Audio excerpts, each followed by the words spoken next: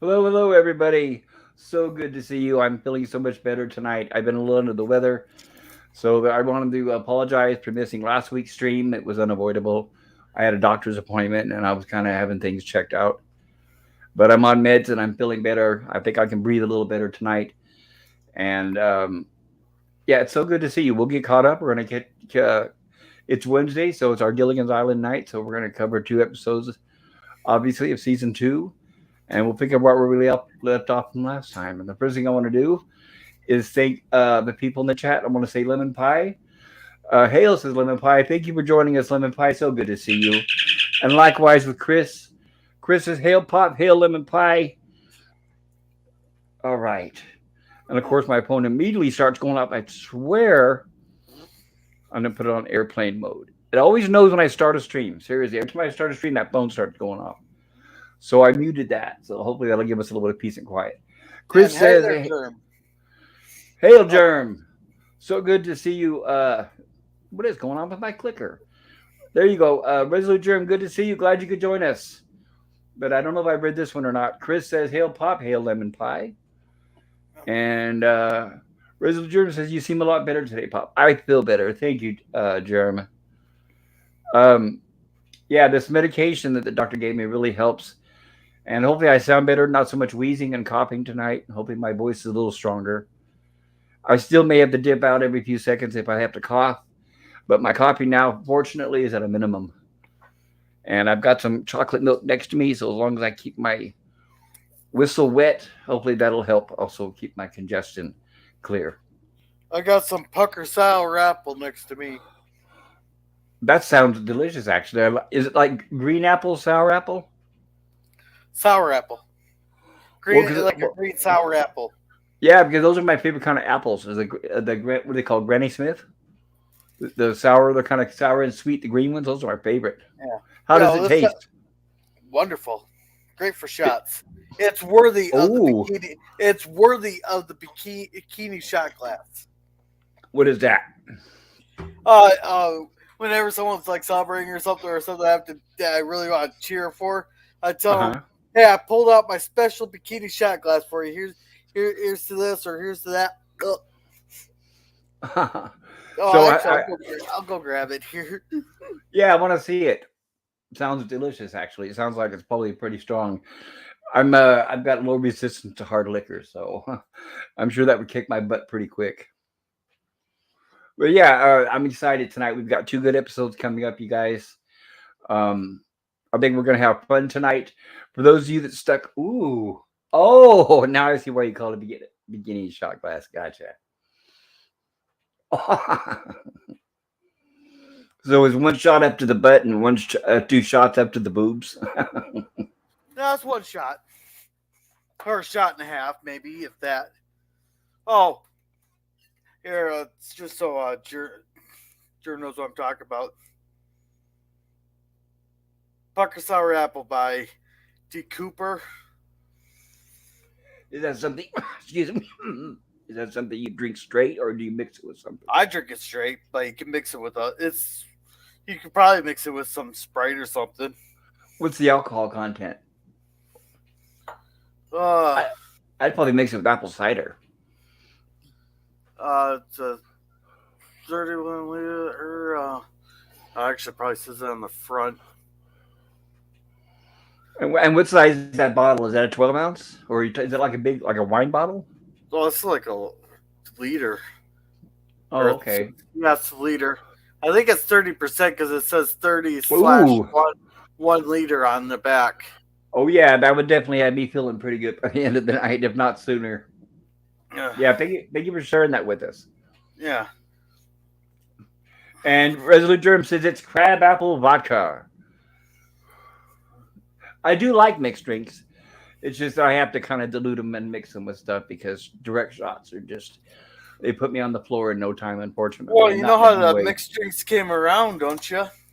How's that? You could thank the 18th Amendment for that one. Are you talking Because, about prohibition?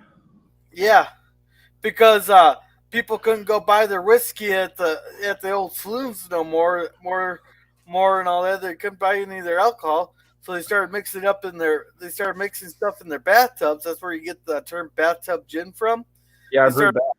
They started making their own in their bathtubs and stuff, and it tasted like shit. So they started I had imagine, yeah. so they started having add like juices and sodas and stuff to it just to make it taste good. Ugh.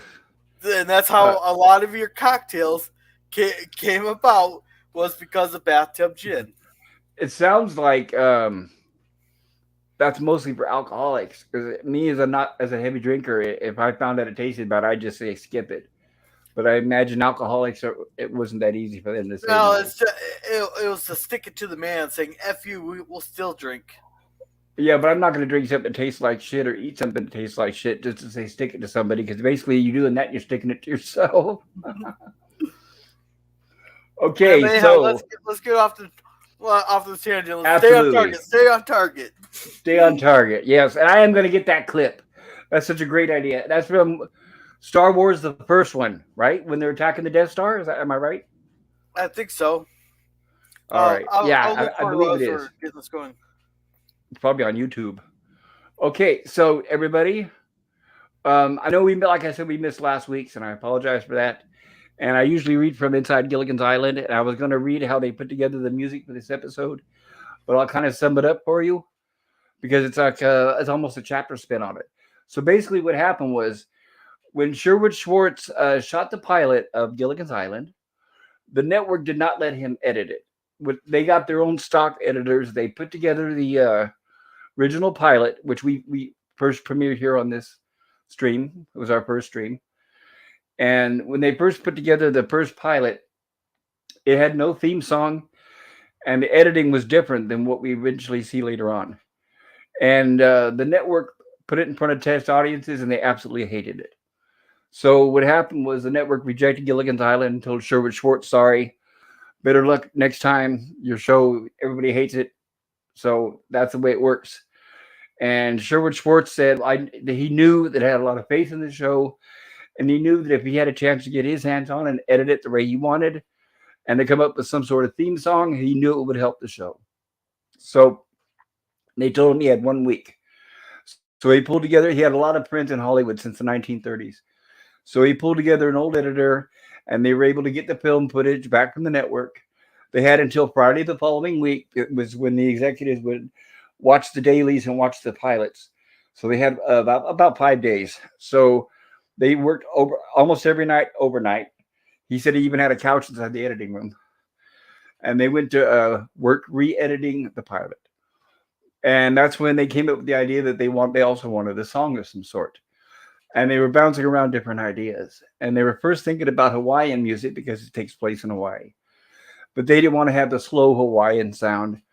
And they also didn't want to have the beating of the tom tom drums type sound. So they weren't quite sure.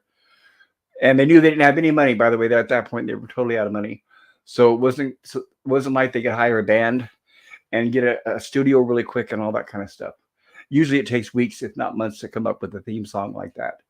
They knew they had exactly 60 seconds because at the time that's what you were allowed maximum for a theme song on a 30-minute show. So what happened was he got together with one of his a music friend of his. This is Sherwood Schwartz at his house with a piano, and they started humming different themes and trying different things. And then eventually that's when they came out with the first theme. If you hear the first pilot, it is like an Hawaiian theme, and that's what they originally came up with. And we've all heard it. For those of you that watched the pilot with us, it's okay, but it's got more of a Hawaiian theme to it. It's got the drums and all that kind of stuff. But then finally, his friend said, "Hey, why don't you come up with a sea shanty type song?" And Sherwood Schwartz said, "Well, I'm not really familiar with this." His friend was George Wiley, and he said, "I'm not really familiar with the sea shanties." He said, "Yeah, it's like the old things the sailors used to sing." So they sat at the piano and they started putting together. And by the way, when the episode airs at the beginning of each show, where it says it shows Gilligan, Skipper, Mr. Howell, Mrs. Howell, then Ginger, and then the rest. Of course, we're talking about the first season. That was the contractual obligations by each star when they signed for the show. they agreed as part of their contract to be in a certain order. So it started with the star, who was Bob Denver, then the co-star, who was Alan Hale Jr., and so on. So they had to show it in that order. So they had to write the music to fit the order of the introduction of each of the cast members. So they knew it had to fit in 60 seconds, and they decided they wanted to make it sound like a sea shanty.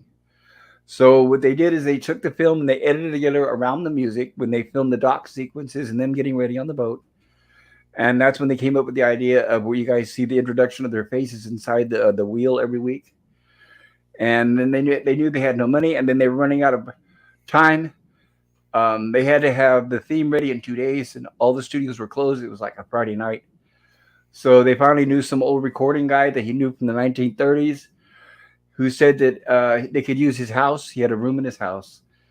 And they had to find somebody who worked cheap that would, with a theme song and somebody unknown. So that's when they came up with the three guys. They said they're really nice, called the Wellingtons.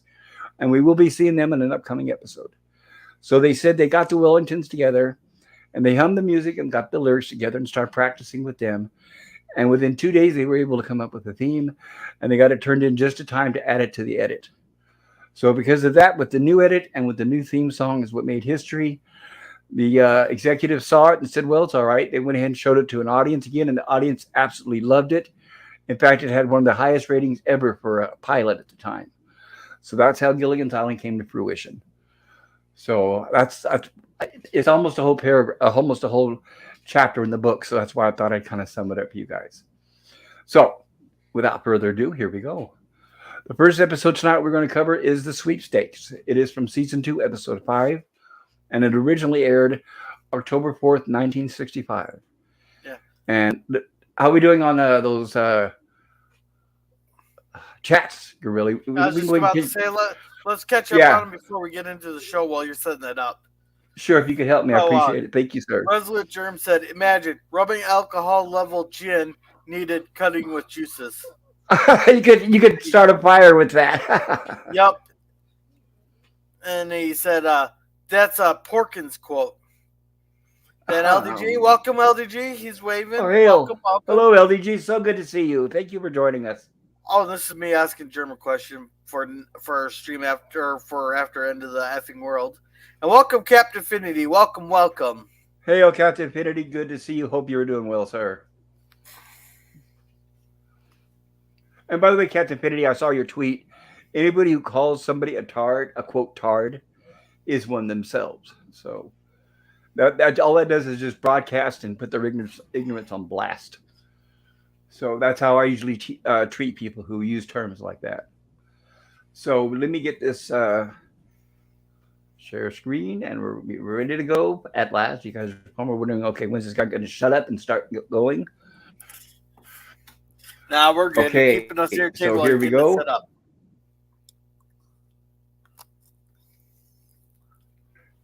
And here we have with our opening doc, which of course, once again, it looks fantastic in color.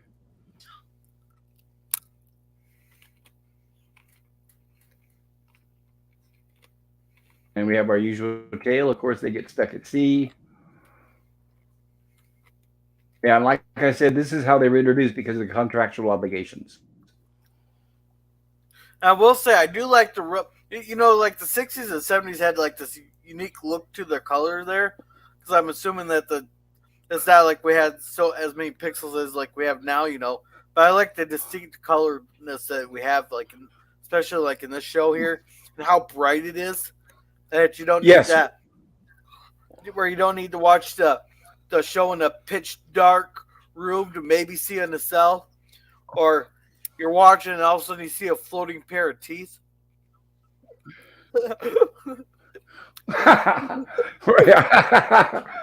Well, here's the reason why: is when they start filming TV in color, they use what was called a 3-strip Technicolor process. So when it went through the camera, it was filming in red, and then separately in blue, and then separately in green. And when combined together, that's when you get the bright color like you're getting here, full saturation.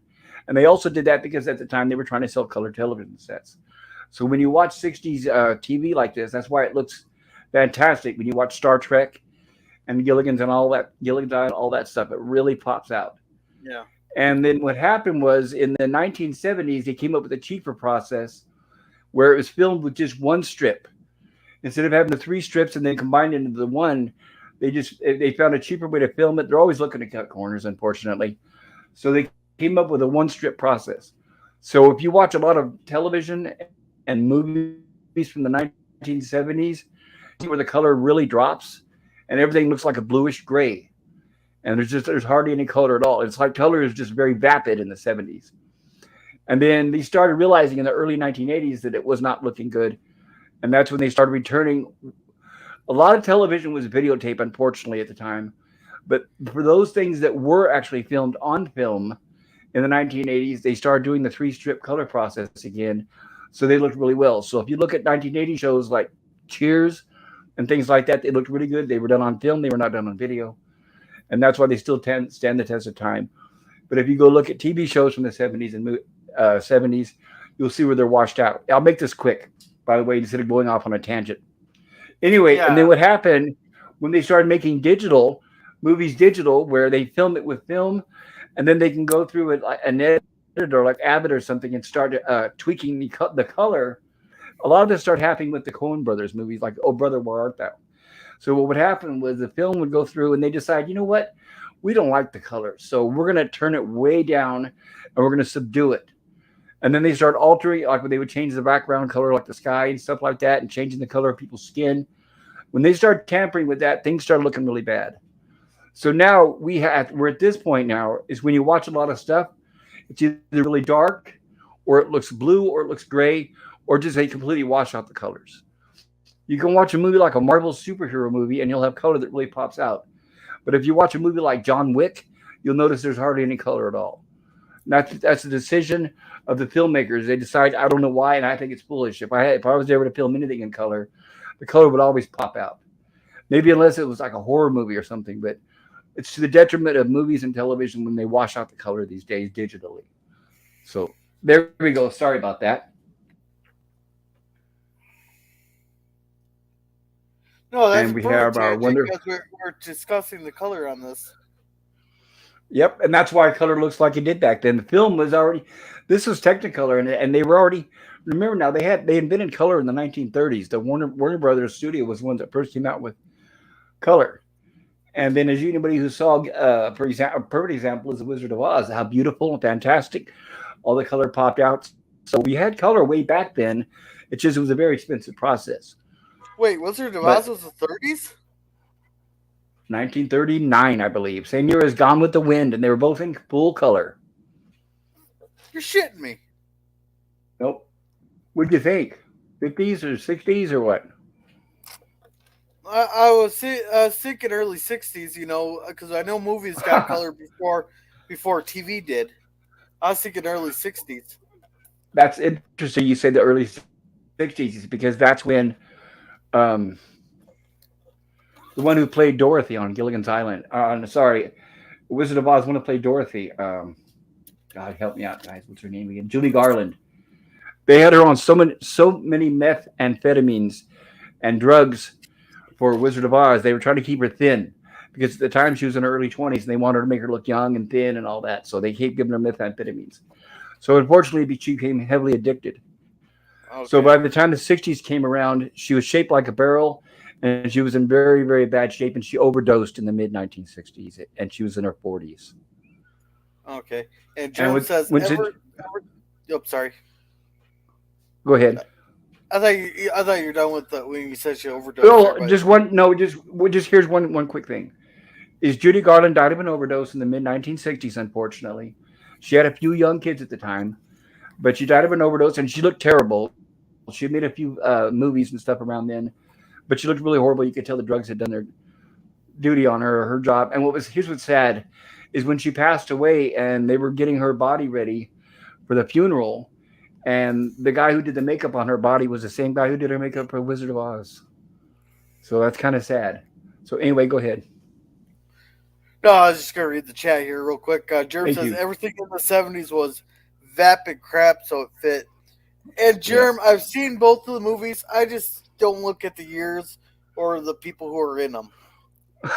Both of the movies. What? Both of what movies? just a perfect example. What movie was that I mentioned I wanted to watch that was a 19 for my 80s picks? It was 1940s. Oh, okay, yeah, that's quite a difference. That'd be a nice amendment. But we're getting way off on a tangent here. Let's get this started. Stay on target. Stay on Okay, target. be on target. Okay, so we Oh, I have got our the clip. opening episode here. Oh, I put it in the private chat for you.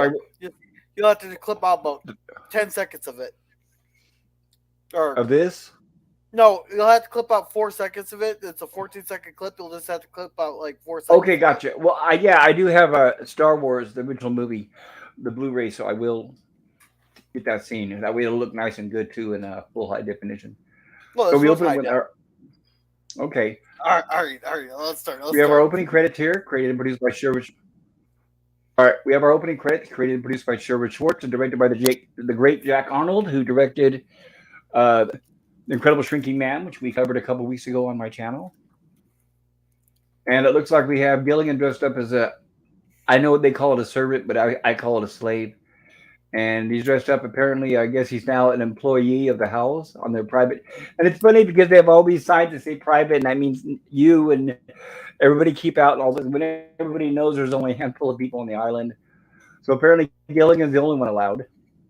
Yeah. And it's like, See, why have the this. people in the door when it's full of holes? See what? Go What ahead. this really made me want to freaking punch the owls at the beginning of this episode here, whereas only them are allowed in the private club. They're and they're being a bunch of dicks to everybody, assholes. You just want to punch them in the face. I don't care Well, what they're how. doing is, remember now, they're parroting rich people at the time, and that's how rich people had that attitude where they wanted to consider themselves above and separate from everyone else. But when you think about it, it's a Yeah, rather pathetic and lonely existence. I would rather be hanging out with the rest of the castaways than I would in that place, wouldn't you? yeah.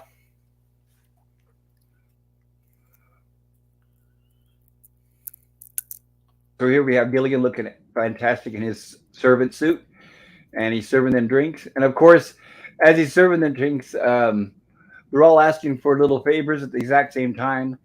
Mr. Howell wants his pillow adjusted. Mrs. Howell wants something. She wants her drink, and he's trying to do all this at once. And he's even I getting the love drinks how mixed up. I What's I that? absolutely love that. Love that. Where how instead of just switching their cups there, he just pours them into each other. Say, "Here you go." I'd almost like to think that he's a lot smarter than they portray him, to the point where where he says, "Fuck it, just mix them both and both get the same goddamn drink." Right, and they don't even notice. Right, they don't even notice. Yeah, you do, because Did you you know, notice it? because Mr. Go Howell ahead. took a drink of it, and he gave the disgusted look, but he just didn't say nothing to Gilligan. Oh, that's right. You see what I mean about Mr. Howell's nose? You can see the ridge where his glasses sit. Because Okay. like I showed you that like when I showed you that clip on Monday, you can see the ridge right on the top of his nose there. You can see where his glasses sit. So I just thought it's interesting because I never noticed that as a kid with until I had high definition. I guess they tried to cover it with makeup the best they could, but we're probably going to see what you're talking about with his reaction. And of course, Mrs. Howell wants him to adjust the parasol, and she wants him to waver with the fan. Oh, we didn't catch it. Oh well.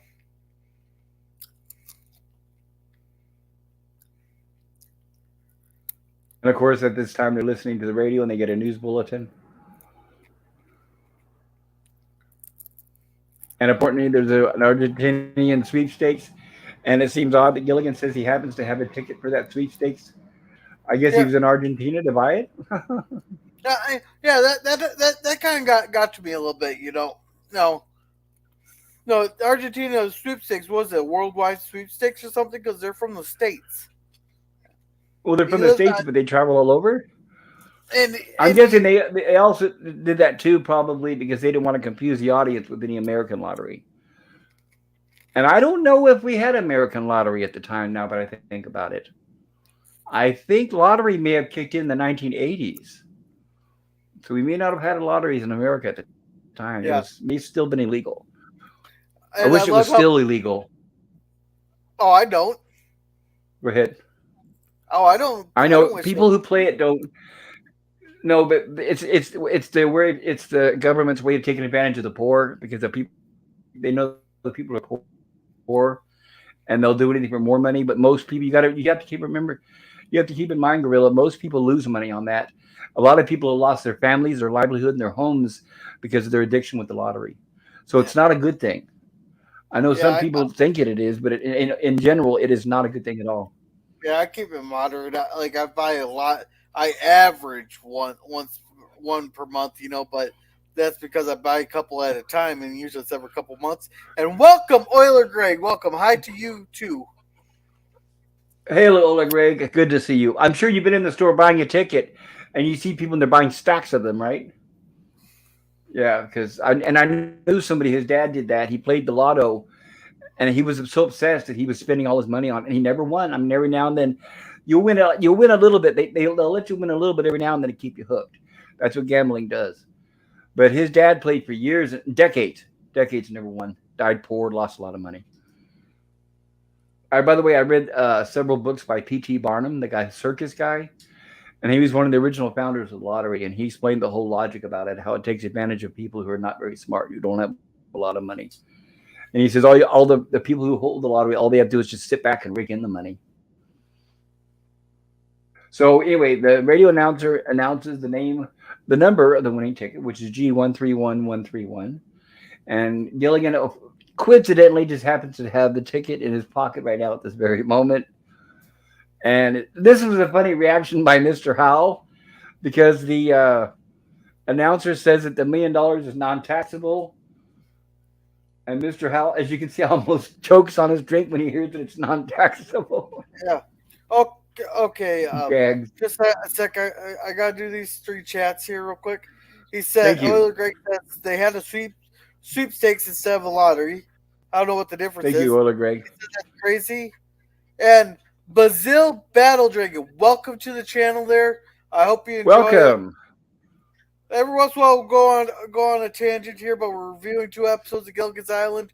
We're trying to stay on target, but you know how that We do our goes. best. Yeah. And it's a pleasure to meet you, Basil. Thank you for joining us. Welcome. Yeah, we have got a lot of fun stuff on our channel, and we hope to keep you entertained tonight. Yeah, and Euler Greg says hi, Basil. Basil says hi, and I Cheers. have absolutely no idea what this is. Cheers. I think that's 3 drinks, 3 beers. So I think it's like Okay, cheers. cheers. Okay. So here we are, Gilligan. Here's the winning numbers, and he's all excited because here he has that ticket in his pocket. And I've got the winning ticket. Of course, he goes crazy. And the Howls are confused. It says uh, the winner can collect the money anytime because, of course, we're all thinking, okay, we're on this island. How is he ever going to get off the island and collect the money? But it says the winner can collect the money anytime. And we know that's not how it works in real life. In real life, you have a deadline to pick up that money or it's gone. Yeah, and you think this just shows how Mr. Howell so amazed at the $1 million that Gilligan won the $1 million. Doesn't think, wait, we've been on this island for a couple of years. Is that ticket even still good? Well, that comes into play later. Because I Yeah, did think about that too when they brought up the ticket. But yeah, they do save that for later. Yeah. But here we are. The Howls, of course, are alarmed when they hear this. And you got to remember at this point, too, they're kind of upset because they thought they were the only millionaires on the island. But Gilligan's so excited he's going to run and tell everybody. And we got our faithful skipper here doing some work, making some rope. And Gilligan comes in and so excited he's speaking gibberish. And of course, Skipper has to hush him up. And which is about me a millionaire. And of course, here come the beautiful girls listening. And the professor comes running. And this was like the perfect joke that Gilligan had in here. And he keeps saying that, I'm a millionaire, I'm a millionaire, I'm a millionaire. And he keeps saying it over and over again. And of course, they're confused. Yeah. What would make somebody rich? And he said, oh, yeah, he's got the ticket in his hand. Go ahead. Oh, I was just going to read these three chats real quick. Cheers, says Euler. Brazil says, I keep wanting to say Brazil, but Gilligan's Island was a great show. Yeah, it was. Oh, yeah, very close to my heart. No, the only No, one that's Alan Hale. alive. The only one's alive that is Tina Louise. Yes, Ginger. She's the only one still alive. Alan Hale Jr., who played the skipper, died in the late 80s, early 90s, somewhere at some point, and his ashes were scattered to sea. During his funeral, the only cast member that was there, they had a small boat, and it was supposed to be a private funeral, and they had his ashes on the boat. And the only cast member there was Don Wells, Mary Ann. But they were very upset because unfortunately reporters had hired helicopters and swooped in and started taking pictures of the boat. So Don Wells thought that was very disgraceful, and she was very upset about it. And I do remember seeing the photos. So they Yeah, didn't get too close to the boat, but there was a pictures of the boat that was scattering his ashes to sea. yeah, it's a lot different than in the '60s there, because when Queen Elizabeth's fathers died, they told the news reporters, "Go, hey, we are mourning. Can you guys please just let the family be for a week or so?" Blah blah blah, and the reporters respected that. They didn't. They apparently Well, not that only went. that, but right, but not only that, but that was a royal family. I mean, you don't want to. I mean, you try to mess with them, and you're going to end up in jail or worse. And Yeah, these were celebrities. These were celebrities, so we always had, unfortunately, paparazzi. That's it. I didn't think of the word. yeah. But you won't get that same respect nowadays. The royal family won't get that same respect. But basically, like back in the '60s, they will probably respected that, But somewhere along the line, that went out the window. Well, think about this too. The royal family used to be very private in their affairs. Now you got, what is it, Meghan Markle and Prince whoever and everything on. I mean, they have made themselves a public mockery these days. So yeah, the royal families also they turned into a bunch of asses. Sad to say, and no respect to anybody from Britain, but I'm sure most of you guys agree with me. So here we Yeah. are, we're Gilligan trying to mention them and explain to them about the ticket. He's got the ticket, he's got the tax ticket. And of course, they're asking him, how did you know? And he says he heard it on the radio and it's a winning ticket. And now everybody congratulates him, of course. And of course, first thing Gilligan says when you're rich, everybody's got their hand out. Ain't that the truth? Uh, you know what? And I would be, honestly, I would be Gilligan too.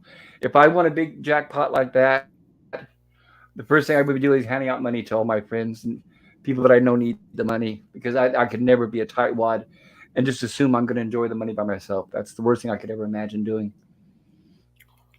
I Well, get a I lot more do joy like by a half giving and than I half do thing. being stingy. Yeah, I do like the half and half thing. Like I'd give out a lot of money, but I would invest a lot of money so I could have more money to give out Oh and to yeah, invest. right. I would. I would invest the majority of it. Obviously, yeah. I'd make sure I have a nest egg. Give me a nice house far away from California. And here we have Gilligan coming to serve them, and Mr. Hell saying, "No, no, Gilligan, my boy." There you are. Now they're all getting up and they're groveling to him because he's a fellow millionaire. Yeah. Now notice And that the Mrs. people that are treating him Howell even different invites him to are lay the down one. on her lounge.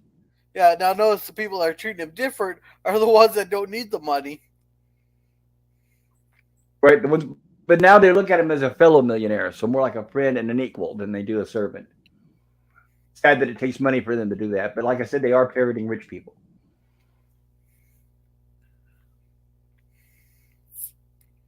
And Mr. Howell's telling him about his money. You have the $50,000 for the initiation. Because see, that's another reason why Mr. Howell is being so nice. Is he knows now Gilligan that has money.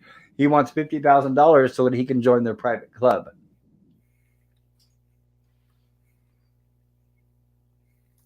And of course, you have to have a club fee. Another reason why I would never, ever join one of those loathsome clubs is they want money just to be one of them. And it's like, oh no, his own private club blazer. Of course, they happen to have spare blazers everywhere. You know, the Howells are with their clothing. Well, they got to pay for their high end drugs somehow. And of course, Mr. Howell, right, exactly. They have to pay for the And of course, complimentary Mr. high Howell end. pulls out his money.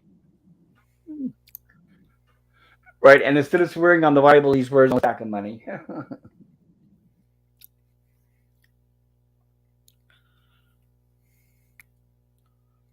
And of course, he talks about the pledge from his alma mater, SMU. And of course, the song is Moolah, Moolah, Moolah, of course. And they're playing golf. And in this episode, he's a better golfer. In the previous episodes, they kind of established that he was not a very good golfer, but he seems to be doing better than Gilligan this time. So maybe he's had more practice. Now, did you catch the joke how he got a negative score once? Yes. Yeah, And well, he missed the. Even Gilligan here pokes fun at him and say, "You millionaires can make yourselves believe anything." So even Gilligan Yeah, knows that he's lying. well, that's because he missed the ball. And he sunk the divot. Oh, that's kind of humorous. It is. It is less than a hole in one. That's right. I missed the ball and saved the divot. And here comes the skipper. And the skipper tells them they need to finish the wall on the hut, or they need to repair the wall on the hut. And Gilligan says, "I thought we worked on it last week." And they say that it's too hot. Well, they missed it because you remember everybody have to skip the frames. But he says, "We worked on the wall last week." He said, "Yeah, that's why we need to work on it again, Gilligan." So apparently the wall didn't do so well. All right, let's catch up on chat real quick here. Well, Greg Thank you. says I've been going to the horse races lately. It's been fun. I mainly bet the long shots. That's pretty cool. Hope you had at least some luck. Those are the ones that pay the most. Yeah, and those are the ones that pay the most. So good for you. Good Yeah, I luck with hope you that. had. Yeah, I hope you had some luck there, Euler. Bazil says, "Okay, thanks for the info uh, on the stars there." Basil, Bazil, if you check out, go ahead. I'll just go into the next chat. Yeah, go ahead. I'll let you finish. Thank you. Okay, Basil says, "Yeah, just like Princess Diana. Oh yeah, Everybody's looking to make a quick buck." Yep, I'm trying to find a quick buck, but then the IRS sticks its hands in my pockets. that's So right. yeah, Or Greg says maybe we should have made a king. I'm not sure what that's supposed to reference. Bazil says, "Yep, that's the right thing to do." And Basil, if you check out our earlier Gilligan's Island stream, I cover a lot of trivia from the show. I talk about the actors, the backgrounds, where they come from, and I have a book I have called Inside Gilligan's Island. That's written by Sherwood Schwartz, the producer, and I share a lot of information usually from week to week whenever I can. So if you'd like to learn more about Gilligan's Island, please check out some of our previous streams. And we're going to be learning a lot more. We're in our second season now, and I'm going to be doing a little mini bios on each of the cast members here within the next couple of weeks.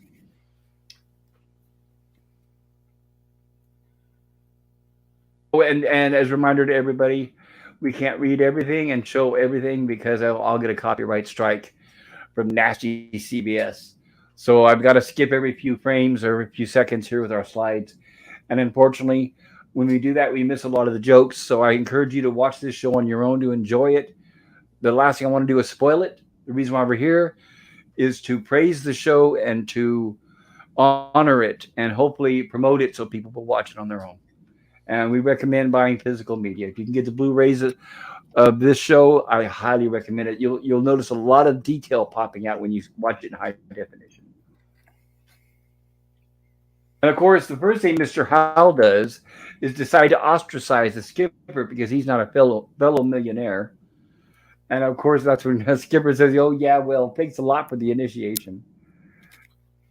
And see, this And is of where I course, go getting mad about the whole thing. With the way they're treating them. well, like I said, they are parroting the rich. That's why when Sherwood Schwartz wrote this, he said it's a microcosm of real civilization. Yeah. But as you know, as we both know, is when the Howells are up to no good, they usually end up getting their comeuppance eventually. And so Gilligan said, "Do you think he's mad?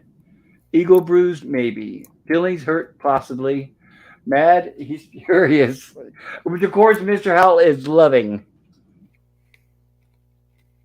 And we get our edit scene here, and now we have Mrs. Howell trying to teach Gilligan a little bit of etiquette and how to drink tea. Yes, dear. Now one doesn't drink tea. There we go. You think she'd have her pinky extended? I thought about watching this, but I guess maybe that isn't. I'm not really a master at etiquette, but I thought they drank it with their pinky extended, but I could be wrong. At least that's what the Three Stooges used to do. But the Oh, last thing I should be doing is using them as an example of etiquette. yeah. I think that's just like a Hollywood trope type deal. Possibly so. But the Three Stooges, it was one of their running jokes where they had the pinky extended. Oh, I got a comment here. I'm gonna have to address here. I want. Yes, Uh, Bazil says, "Well, in re to giving money to others in need, if you." regarding to giving money. Oh, Go ahead. in regard. Yeah. He says thanks for the info. But he says, or Mr. Howell, he's so misunderstood. Huh? No, like I understand him. We addressed this in like the in the earlier there like I understand Mr. Howell. I know the show's supposed to be a comedy in that, but when I get into my analyzing state, I almost sometimes I forget it's a comedy, and it's just like it's that's why comedy is really hard to review. It is, and sometimes we have to remember. In fact, to look back really quick on the first season, the first season was a little more dramatic than the second season. They really went through a lot of perils in the first season: starvation. They went without water. They went through extreme weather. A lot of times, their lives were in danger more than you think, and it's something you don't realize when you're a kid. So when you watch the first season, you really bond with them, and I think it makes them seem more like a family. So when that happens, when the Howls start acting selfish like this, it does seem to affect us more, where we get upset because we know that we would never do that to the rest of the cast members. But like I said, even the Howls end up breaking. It's usually just temporary for the plot, which is good. Yeah. Yeah, like I said, with comedy, there sometimes we just overanalyze it. I know, yeah. It's very, and we've discussed this. It's very difficult to cover a comedy like this without trying to ruin it. We don't want to mock it. We don't want to make a parody of it because it's already humor and it's already comedy. So we just try to highlight it without destroying it, or and obviously without overanalyzing. Because if you overanalyze comedy, you're making it not funny anymore. Yeah. And of course, she tells him how to sip tea, and the first thing he does is he slurps it. Of course, Gilligan. He always was a slurpy sipper. He says. Now, handling the appurtenances of a tea party, she says, is really quite an art. And of course, she shows him a balancing art of putting cream in the tea, and they have cookies. Wait, they put cream in tea? I thought tea was drank straight. I think some of them put. If there's any British people out there, English, please let us know. But I think some people put maybe cream in tea. If that's cream, I wonder if it's like coconut milk or some kind of sweetener. So now Gilligan is trying the same thing. So he puts the tray of cookies on his lap, and he's got his cup there, and now he's got the bowl there, and he's doing all this. Marianne comes to say hello, and then of course Mrs. Howell reminds him, Gilligan, when a lady approaches, a gentleman stands up, which he does, and then when he does that, he drops everything from his lap, and everything crashes to the ground. And of course, Mr. Howell dreaming about money once again. What else? In fact, not only is he dreaming about money, he's dreaming about foreclosing on a friend. Yeah, in the heart of a city. In the heart of a city, right? Nothing makes a rich man happier than making another man poor and taking their money. I can't remember what Gilligan's nightmare was. It's not Gilligan's. No, Gilligan had a nightmare. Or he was talking about a nightmare. And Mr. Howell told him he had to start having better dreams, like of money and stuff. He had a poor man's nightmare. Oh, that's right. That's right. You're right. That's right. It was. They had a couple lines referring to that. Thank you. Maybe it was coming up. Now that I remember the club, what can I do? He says. I had more fun when I was a club steward. Of course, he's a regular man at heart. You see, you should do like me. Just snooze and dream, dream and snooze. Pleasures are unlimited.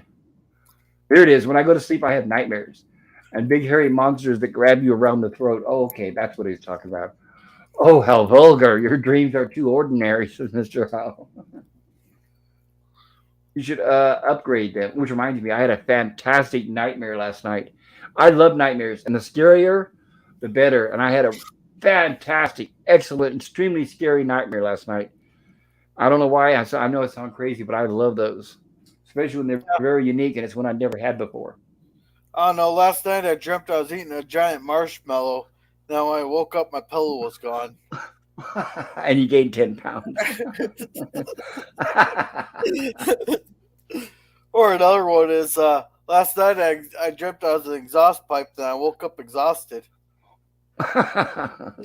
Oh, I should have had the bad joke beat drum beat go ready.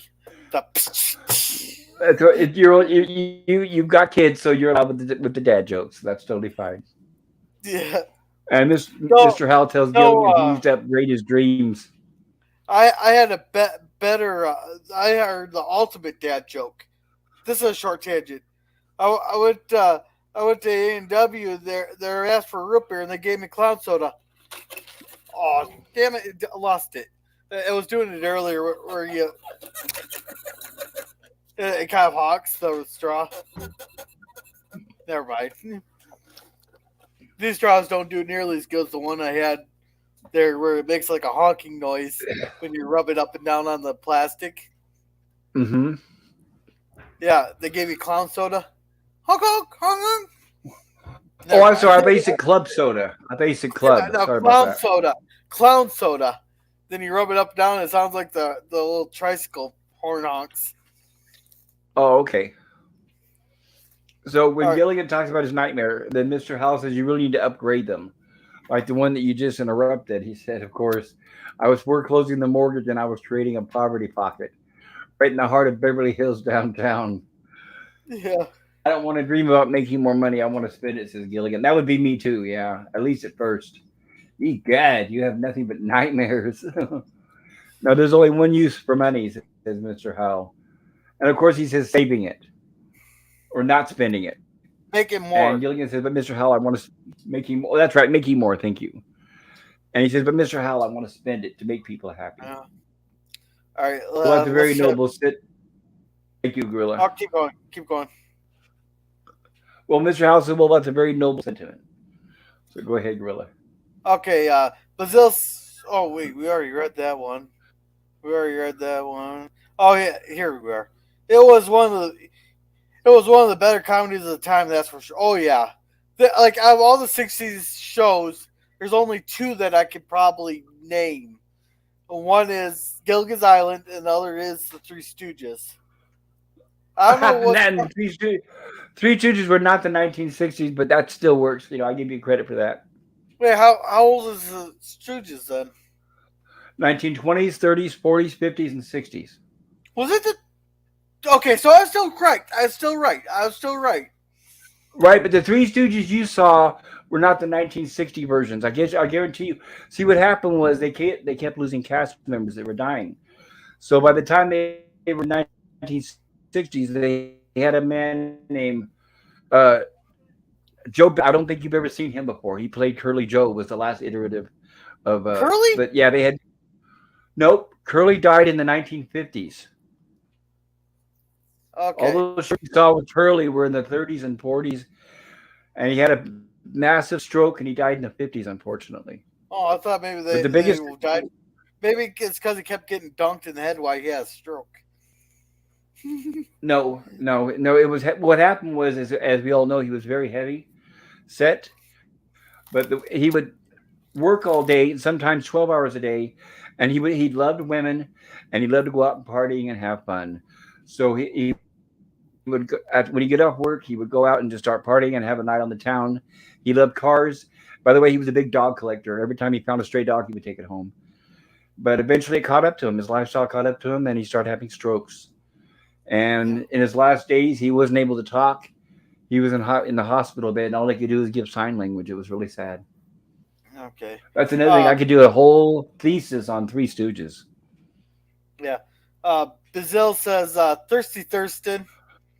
And Euler Greg says True Bazil, and it contains a practically lost art of physical comedy. Slapstick. Yep, right. Yep, like the Three Stooges. They even did their own stunts. And, well, mostly. A few times they would have a stuntman. But yes, most of the time they would do their own stunts, and they were injured many times. Okay, Bazil says, chomp chomp the pillow. Yeah. Hogan's Heroes was good too. That was the 80s, if I remember right. Nope. Hogan's Heroes was the 1960s, and it was also a Desilu production, Was it? just Was like that Star 60? Trek. Was that 60? 1960s. I swore. 1960s. Yes, it was. In fact, Gorilla. What's interesting about Hogan's Heroes? Another tangent here. What was interesting about Hogan's Heroes is a lot of the stars of it were actually really World War II prisoners back in the day. So the guy who played Schultz was actually he was. By the way, and they were Jewish. So the guy who played Schultz, the guy who played General Bull Carter, and the guy who played Colonel Klink, they were all Jewish, and at some points they were prisoners during the World War II. So Yeah. it's excellent that they were able to overlook that and play those parts in the show.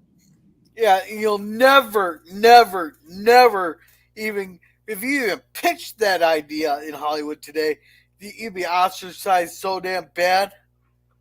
You'd be A run right comedy out of Hollywood. concentration, a comedy Nazi concentration camp. Yeah, California shower. What was it that we called them there because of the algorithm? Was it Californian permanent nap time shower facilities? Well, No, you're talking about what they did with the Asians and the Japanese, but Hogan's Heroes was about wait, with the Germans concentration no, camps. no. So a couple. There's a couple of people they think it affects the algorithm if you say Nazis in concentration camp. So they start referring to No, as a joke they started referring to Nazis as Californians. Then I think it was Lori Reloaded there. He made the joke on their California permanent nap time shower facilities. okay. Okay. Bazil's asking, what about Shemp? What happened was Shemp was actually the original Stooge. The Three Stooges started in vaudeville in the 1920s. This is before they even started doing shorts in the movies. And Shemp was the original Stooge. But when the Stooges started making a contract with the studios, Shemp thought he was too big of a star and he wanted to go out on his own. So Shemp did do a lot of movies where he wasn't a star of them, but he was in them. Sometimes he even played a heavy like a gangster. And then when he left, that's when they called him their little brother Jerome Howard, and they called him Curly. And the reason why is he had a full head of hair. The guy who we all know as Curly had a full black hair with curls. But Mo said, because Mo and him were brothers and they looked almost identical, Mo said, "You can't look like me. It's not going to be funny. You got to look different." So they decided, you need to shave your head. That'll make it, we all three look different. Mo will have his bowl haircut. We'll have Larry with his mop haircut. And then we'll have Curly with his haircut and with his bald head. And they were calling him, his name was Jeremy, but Mo called him Babe because he was his brother. Anyway, he says, "Well, Babe, you're going to have to cut your hair if you want to be part of the team." And by the way, and Jeremy was also had his own act on vaudeville. He separately he did a comedy routine where he was an orchestra conductor.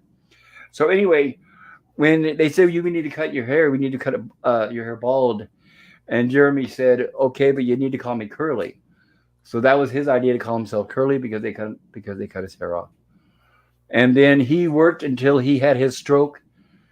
And when Curly was unable to work, that's when they brought Shemp back, and Shemp worked with them and then Shemp died in I believe 1958. He had a stroke right after a boxing match. He was so excited. He was really heavy into boxing, and they got into a car right outside the boxing match, and he died right next to Mo. And by the way, they were brothers too. All three were brothers: Mo, Shemp, and Curly. And then that's when they replaced Shemp with Joe Besser, which was the early 60s. And in the mid 60s, they replaced him with Joe DeRita. Sorry about the tangent there. Yeah. No, it goes with the chat they asked. LDG, this is LDG's channel. Yeah, for IT help and the place to hang out. It's a little backstage. Basil says, I was watching a show made by, I think, Mo's daughter.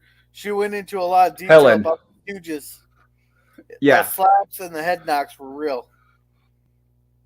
Yes, they were. Well, actually, yeah, because when they first started on stage, like I said, they were not. This was vaudeville, so they weren't filming in front of a camera.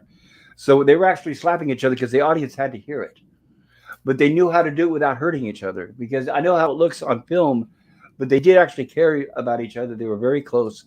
They were family and friends. But the slaps had to be audible for the audience to hear them. But once they started doing their shorts for Columbia, they used what was called a Foley, which was a sound effects machine.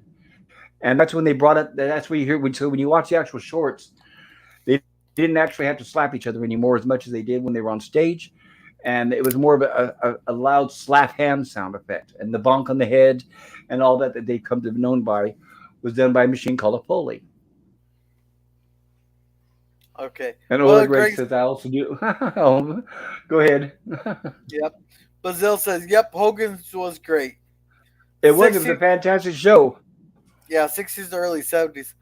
I thought it was 80s just by the look of it. I No, it think was, in that fact, was it was, about think about it, a comedy, yeah, a comedy concentration camp, a comedy Nazi concentration. It's against all odds that that show was greenlit. And then when it was very successful. It actually did really well. yeah. If you even pitch that, you'll get run off Hollywood nowadays. Yeah, it wouldn't even allow it. Oh, you can In even. fact, I would be surprised if it's even on any streaming service. I think it's probably not.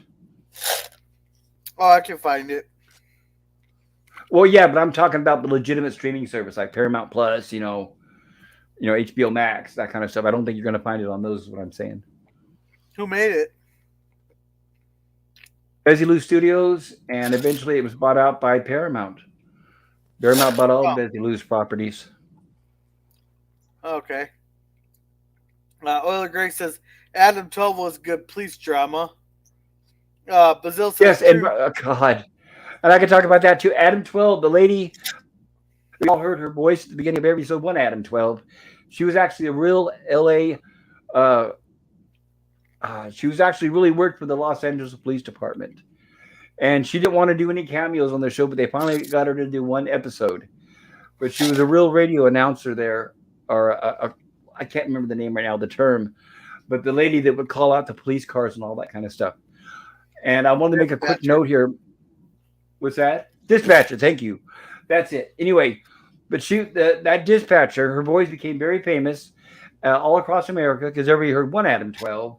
Please respond to the and so on. But what was interesting is Mark Milner, the red-haired cop. There was two of them. There was a black-haired guy and a red-haired cop. Okay, his career kind of waned, and and then he eventually in the 1980s was doing a lot of fishing shows, like on PBS channels. He got into fishing and sports. But what was interesting is when he passed away, she was still alive, and she read his eulogy, and you could find it on YouTube. And it says, "What Adam 12? Officer so and so." I can't remember what his name on the show was. Officer so and so is down, and he will be rest in peace. What Adam 12 is out once and for all, or something like that. It's a fantastic eulogy read by her. So if any of you guys are fans of Adam 12, check it out on YouTube. It's No, they very probably. heartfelt and it's heartbreaking. I can't remember the term here. I'll check. They have a term like they made their final final thing, but Eulogy. here if you want to continue with the chat, I'll find what I was talking about here. What I was Thank going to you. say here. Go ahead. No, if you want True. to, Basil says, true, you can't have any fun today. Everything has to be politically correct. You're totally right about that. Unfortunately. And that's why it's not funny. And Oleg Greg says, I see nothing like Sergeant Schultz. And Basil says, ZM. And Basil says, Mo was very mean in real life. He was actually adopted. No, he was not. I think by his aunt. Correct me if I'm wrong. Nope. His mother and father. In fact, if you watch their famous short "Disorder in the Court," his mom and dad is right there in the jury behind him. And I can't remember his parents' name off the top of my head. I used to know their names, but no, his mom and dad, they were very poor. But no, they lived with their. And Mo was actually he was the older brother. He wasn't mean, but in real life, he was not a comedian. He would not joke around. He was actually he hung around. Most of his friends were doctors and lawyers. Oh, what is that? A big old bang at our front door there. Sounds like somebody stumbled at the door. I don't know. all right. Yeah, I found the term I was looking for. She probably ended the eulogy with he ended his watch. His watch. Yeah, something like that. And she said But something like, "What Adam 12 is as to rest" or something. I need to find it eventually, but I can't play it yeah, without getting copyright stricken. I'm sure. yeah. Because like especially if we ever like around here though, like if like in Minnesota there, if an officer is killed in the line of duty, every single sheriff's department and most police departments will put a thing on there. They're saying that they're praying for the sheriff's department. They'll mention the officer and all that, and they like our sheriff's department puts their patch of the county or the town on the thing there. Then they'll put Uh-huh. end of watch, then the date. Got it. Thank you. Yes, it was similar to that. It was years ago that I heard it, but you can find it on YouTube, and it's like I said, it's very heartbreaking, and it's great to hear her doing the voice again. Yeah. Basil I says Mo was very mean. Oh yeah, he. But yeah, Basil, I don't mean to contradict you, but yes, their parents were very Jewish, by the way. The Howard's parents, their actual real name was Horowitz, but they were very loving parents. And the reason why Mo cut his hair like that, I'll mention this really quick, is Mo had, as he quoted when he was a young kid, he had wonderful black hair, but his hair would grow out in curls. And he hated it because his mom would comb his hair where he would look like a girl. And when he went to school, people would make fun of him, and the kids would beat up on him. So the Howards were actually very good fighters because people used to pick on them when they were young. They were only 5'3", by the way. All three Stooges were 5'3". You couldn't be any taller. You had to be short to be a Stooge. So not only were they short, but people were always picking on him, and they were especially picking on Mo because of his hair and his curls. They called him his locks. So one day he grabbed the scissors when he got home from school. He grabbed the scissors and he hid under the house, and he cut his hair off to where it looked like that bowl haircut that we all know. So that's how Mo originally came up with the hair. Right. Uh, But Basil Bill says says that's that. good to know. Oops. Yes, and thank you, Orla Greg. Yes, that's what I was thinking of, police dispatcher. And Basil says interesting. Yeah, I read several books on the Three Stooges. Um, uh,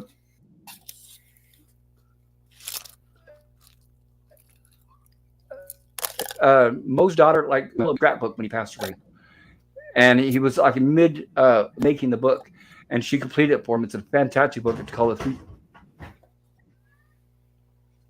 Three Stooges scrapbook. I don't know what's going on outside my door. And then also there's a book about Curly, specifically about his life, which is another fascinating book. And then Larry's niece wrote a book about him. My uncle Larry, the Stooge in the Middle, and I read all of them, and they're very fascinating. By the way, unfortunately a very heavy reader. I like to read a lot. But I'm gonna pause. Gorilla, can you take it? I'm gonna find out what the noise is outside our out front door.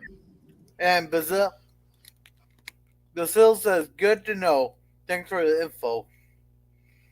So that is all our chats there. But I was laughing at this here.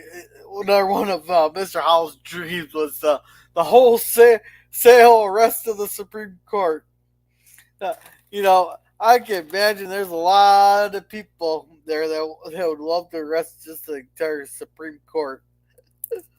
You know, but we need the Supreme Court there because it's part of our checks and balances.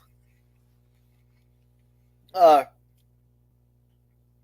LDG says didn't know any of that. Nice. Yeah, I didn't know any of it either. And Oiler Greg says, "Is there a lot of heavy fog around your door? Don't go out into the fog, Pop." Yeah, you never want to go. I'm back. It's one of my roommates. Sorry, I think she's bringing stuff in or out. Thank you, Gorilla. Yeah, he says, "Don't go into the fog, Pop." Don't go into the fog and don't go into the light. Okay, thank you for covering that for me. Yep. Okay, back to eventually we're gonna get back to Gilligan's Island here. Sorry, guys. So now they're still talking about their dreams and nightmares. So Mr. Howell says his favorite dream is the wholesale arrest of the Supreme Yeah. Court. Yeah, I just mentioned. I'll be right back. Back here, I'm gonna make sure my windows are up in my car so I don't have a wet ass again this morning and tomorrow morning. Go for it. Go for it.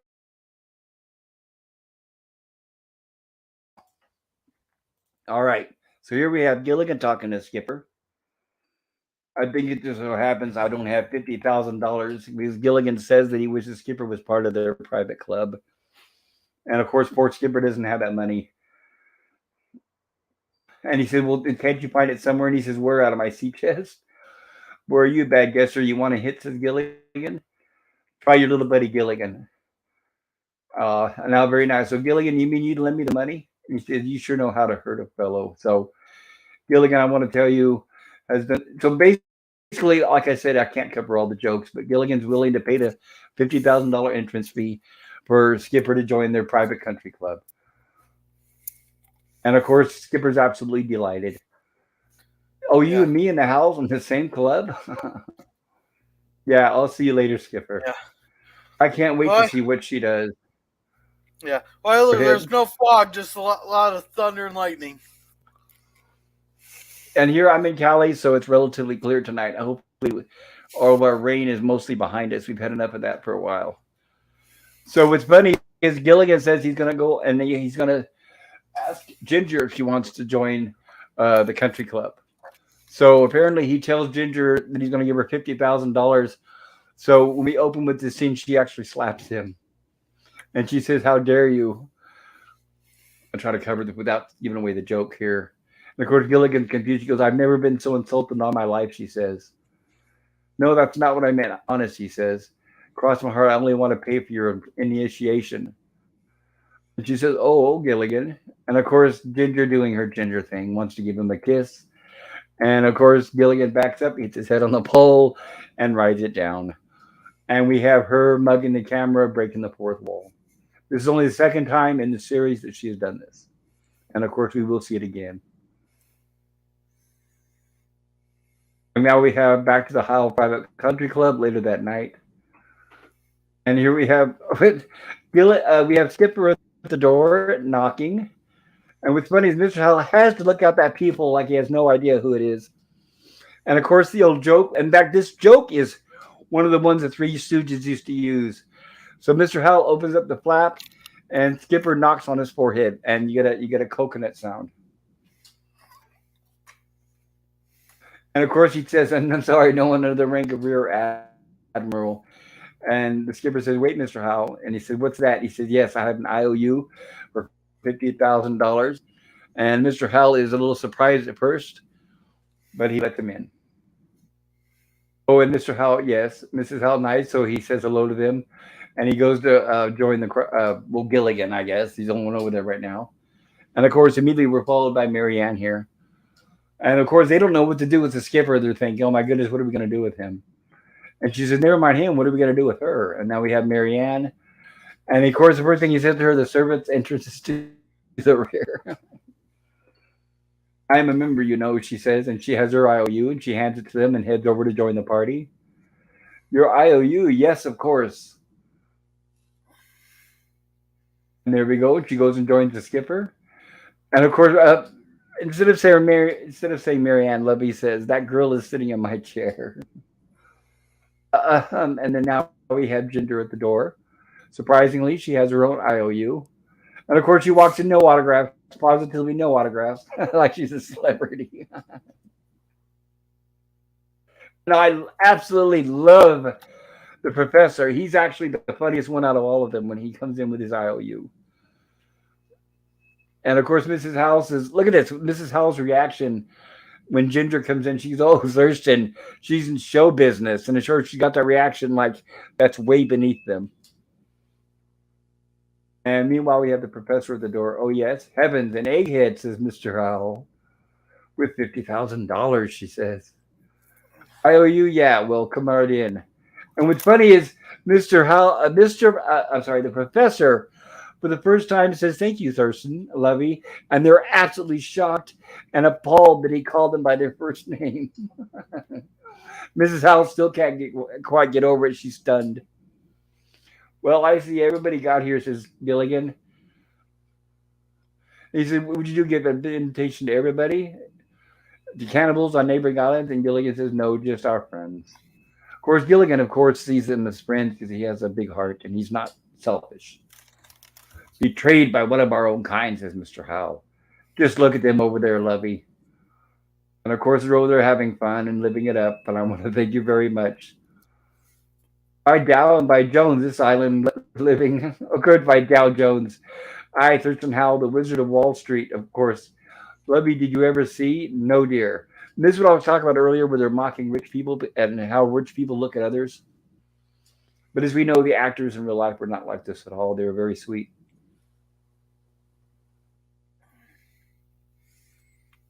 Oh, you want to see me, Mr. Howell? And this is the point where Mr. Howell demands that he wants to see the sweepstakes ticket against these $50,000 IOUs. And Gilligan starts searching his pockets. And of course, Mr. Howell says, "Hurry up, my palm is getting moonburned." And he can't, of course, he can't find the ticket. And Mr. Howell's more than happy to hear that. And everybody's murmuring, and he starts kicking them out and pushing them out one by one. And notice And they all Gilligan, get wrong. They all get mad at the wrong person in this. of course they do. And even Gilligan tries to defend them and says, "You can't treat my friends." But of course, they're already pushing him out. And Thurston takes his blazer back and says, "Oh, Thurston, you did that perfectly. Of course, congratulations for being a jerk." And he says, "You forgot I took basic training," he said, under Simon Legree. That dastardly look.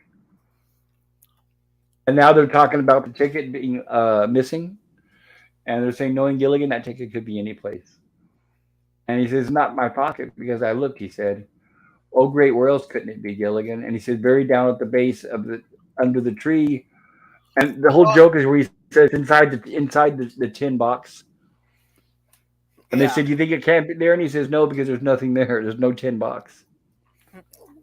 Or paraphrasing there. And now they decide to break up and turn in teams and go searching for the ticket. Well,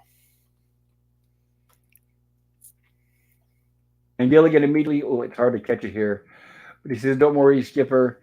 Gilligan wants to hit out and look for the ticket as well. And if I don't get the copyright strike here," and then lands on the Skipper. So Gilligan's not going to be very effective at looking for the ticket, apparently. well, is he ever? No, he isn't. That's why they usually tell him to just sit down and not touch anything, right? Yeah.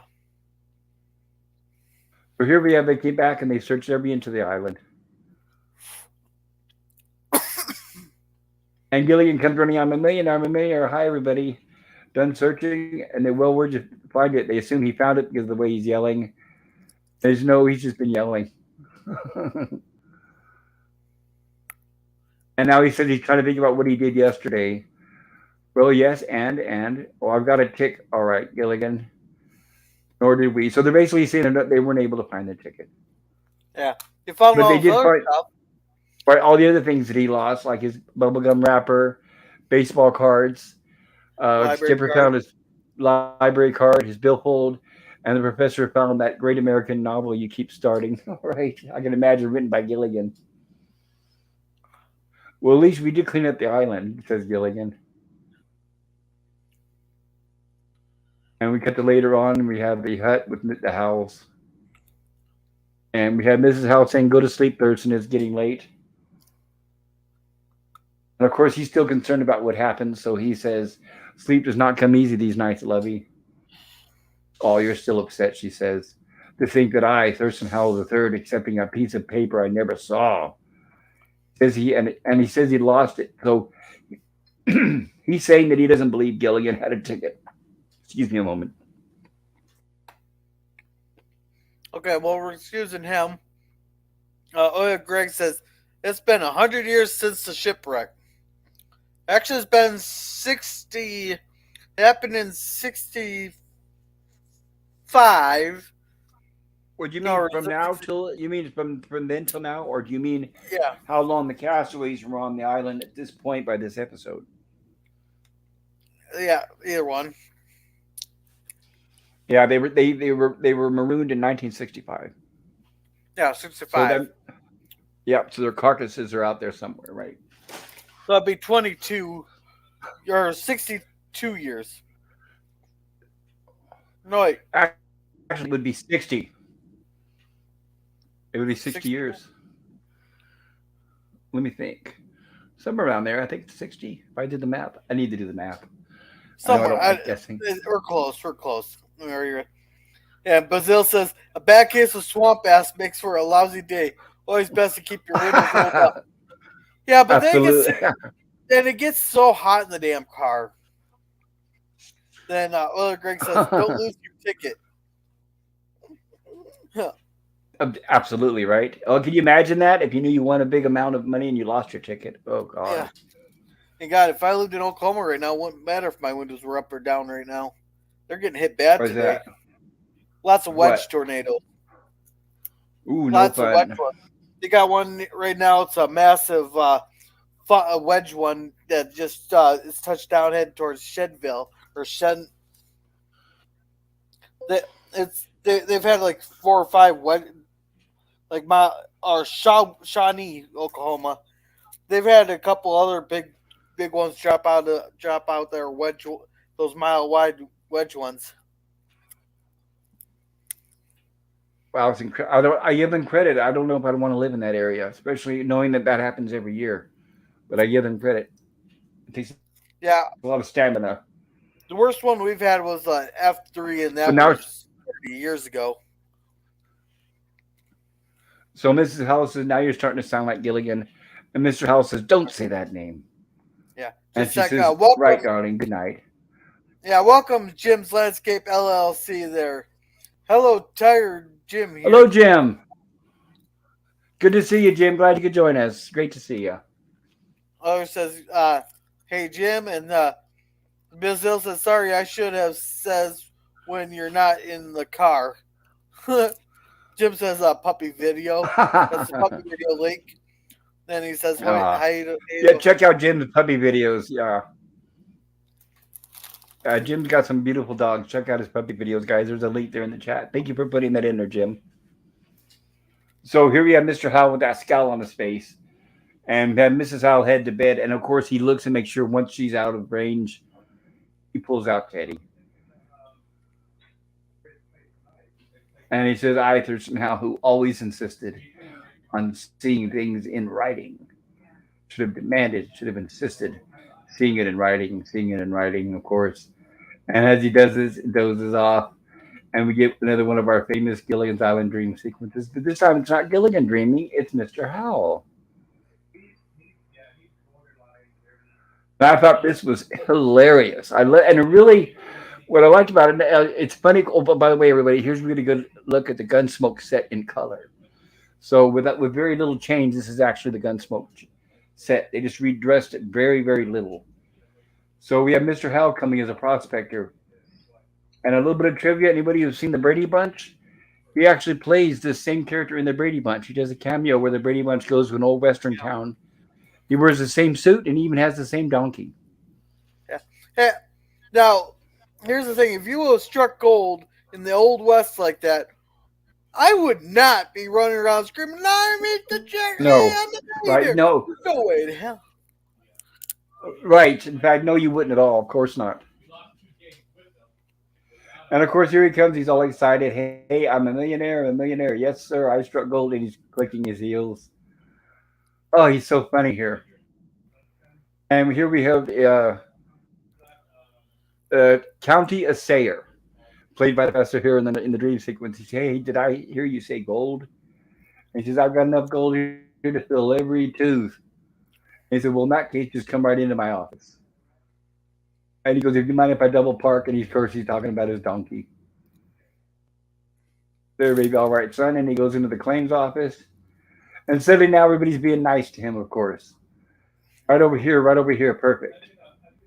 And then this is when the county assayer, aka the professor, begins to weigh the gold. And I have a little clip I want to share with everybody right here that I spotted, and I want to see if you guys can catch this as well. Okay, so we're at 1612. I want to remember where we lay off, where we left off. And hold on just a second. I'm going to show you guys a clip. While he's doing that, I probably could have left that on there. Bazil says, I'll Thank you. definitely check out the puppy videos. Oil Grace says, check out Bazil's Broke Tail channel. And here it is. And there's the link. Thank you.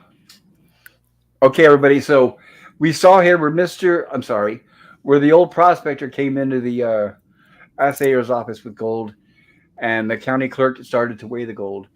And I noticed a mistake on screen. It goes by really quick, and it helps that, of course, now this is in high definition. And I wanted to share this with everybody. So here we go.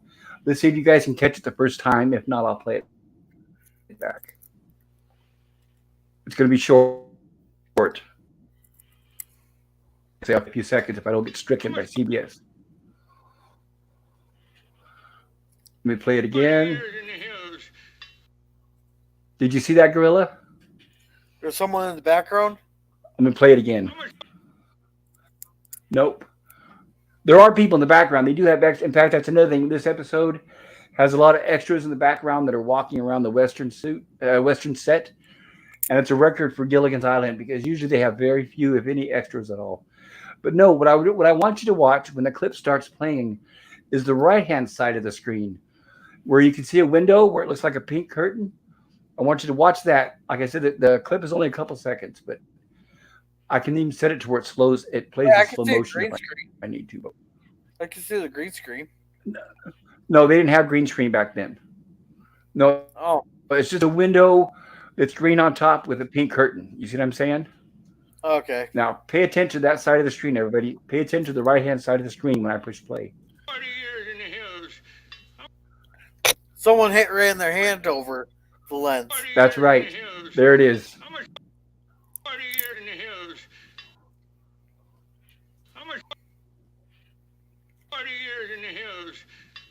There we go. Sorry about that. I just wanted to share that with you guys. I usually catch things like that. I feel bad, but hey, you got to do something, huh? Okay, let me get me back to where we left off.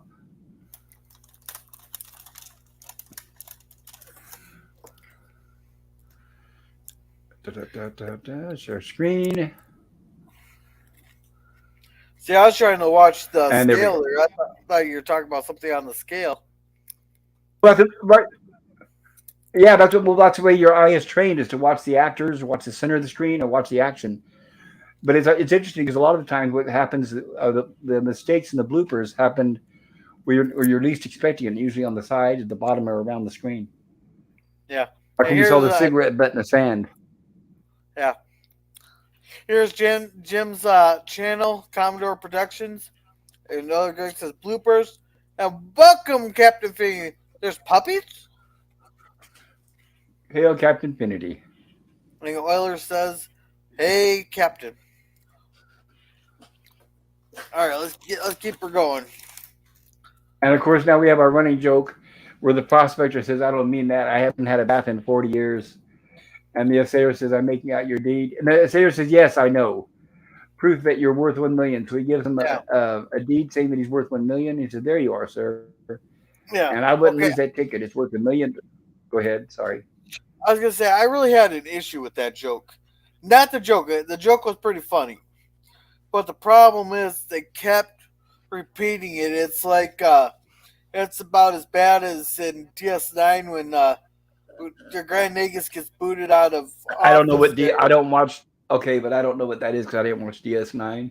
Okay, there's Grand Nagasaki. He's pretty much like the leader of the Ferenginar or the Ferengi, and he gets kind of booted out of office, and so Brunt from the Ferengi Commerce Association takes over, and whenever someone would say Grand Nagus Brunt, they go acting Grand Nagus Brunt. They did it like 9, 10. I lost track how many times Well, they did it, and it that's an got old shtick. Well, that's an old shtick with comedy. Sometimes they would do that. yeah. But there's the And rule of three. I haven't heard of the rule, but I've seen this shtick go back for many years. Yeah. See, the rule of three is like you don't want to repeat the joke more than 3 times, otherwise it gets repetitive, and then people that's no longer funny. Oh, well, I guess it's all a matter of taste. I thought it was funny. Yeah.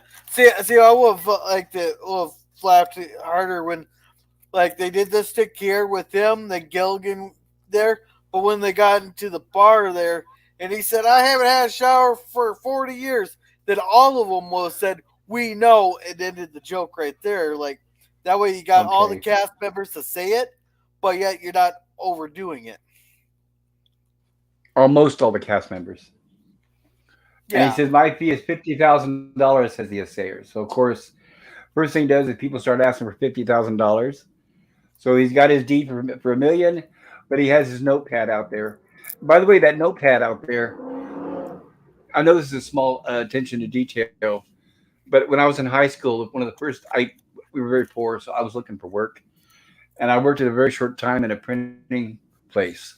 And I made those tabs that he did right there. So basically, you cut a stack of papers, like four by four, 5 by 5, and then you had a bucket of it looked like paint, but it was actually liquid rubber, and you would paint one whole side of the stack of papers, let it dry, and then that's how you got the old peeling pads. This is before we had post-it notes, but that's what those were. It's like a rubber across the end there, and they would peel the paper from it. And I remember actually making stacks and stacks of those. I did not last well at that job. I'm not good at assembly line type work. It just wasn't for me. I have to challenge my mind. So anyway, he gives the assayer an IOU for $50,000. And here's where the assayer recommends Marshall Gilligan as protection because he has that $1 million. Meanwhile, here comes Marshall Gilligan, pretty much dressed just like Marshall Dillon from Gunsmoke. And of course, the first thing Marshall Gilligan says is this dirty bearded desert rat. And then that's when they tell him that he just got $1 million, and he says, "Oh yes." And so now, of course, he's much nicer. This is a rough, tough shooting town, huh? Well, I'm gonna need a gunfighter to protect me. And he says, "Oh, it's worth $50,000." And he says, "Do you think I take bribes?" And he says, "Of course not." Well, he says, "Oh, hey, well, here's an." Well, he says, "Well, it works for me," or something like that. I hate to ruin the joke, so I'm just gonna skip over it. So the prospector says, "Here's an IOU for $50,000 against my deed." There you go. Now let's go to a saloon. Fancy girls hugging and squeezing. I haven't had a bath in 40 years, and there's a joke. And he says, "Yes, I know." And by the way, this is the exact same saloon set from Gunsmoke. They didn't change it at all. The only difference is we have a different woman running it. Instead of Miss Kitty, we have Miss Ginger.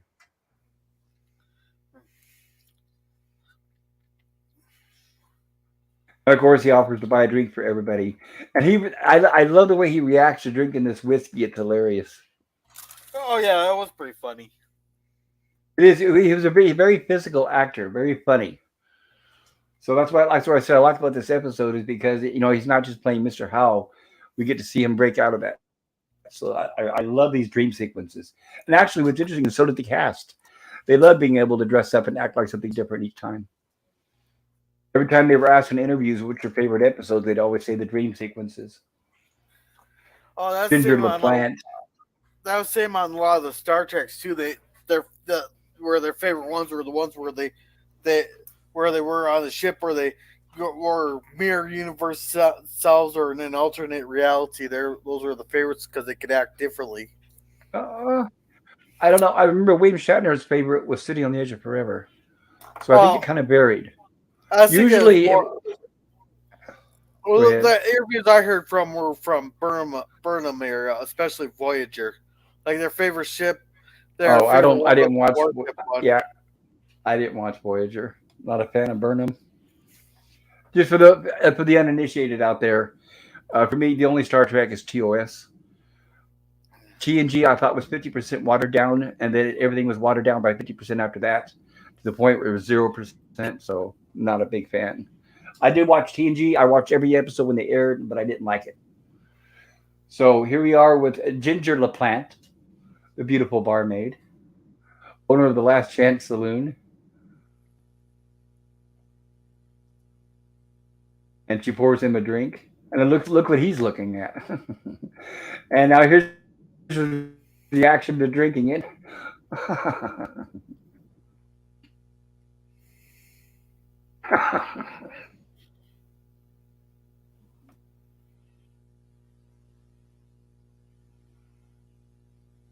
Sorry about that delay. I had a cough. That's the only problem is I'm getting over being ill, and I love laughing. When I laugh, it makes me cough. And here's what she says. Excuse me, how about another drink on the house? And he Yeah. says, "Don't mind if I do. Gracious, here's to you." And of course, we get another extreme reaction from the whiskey.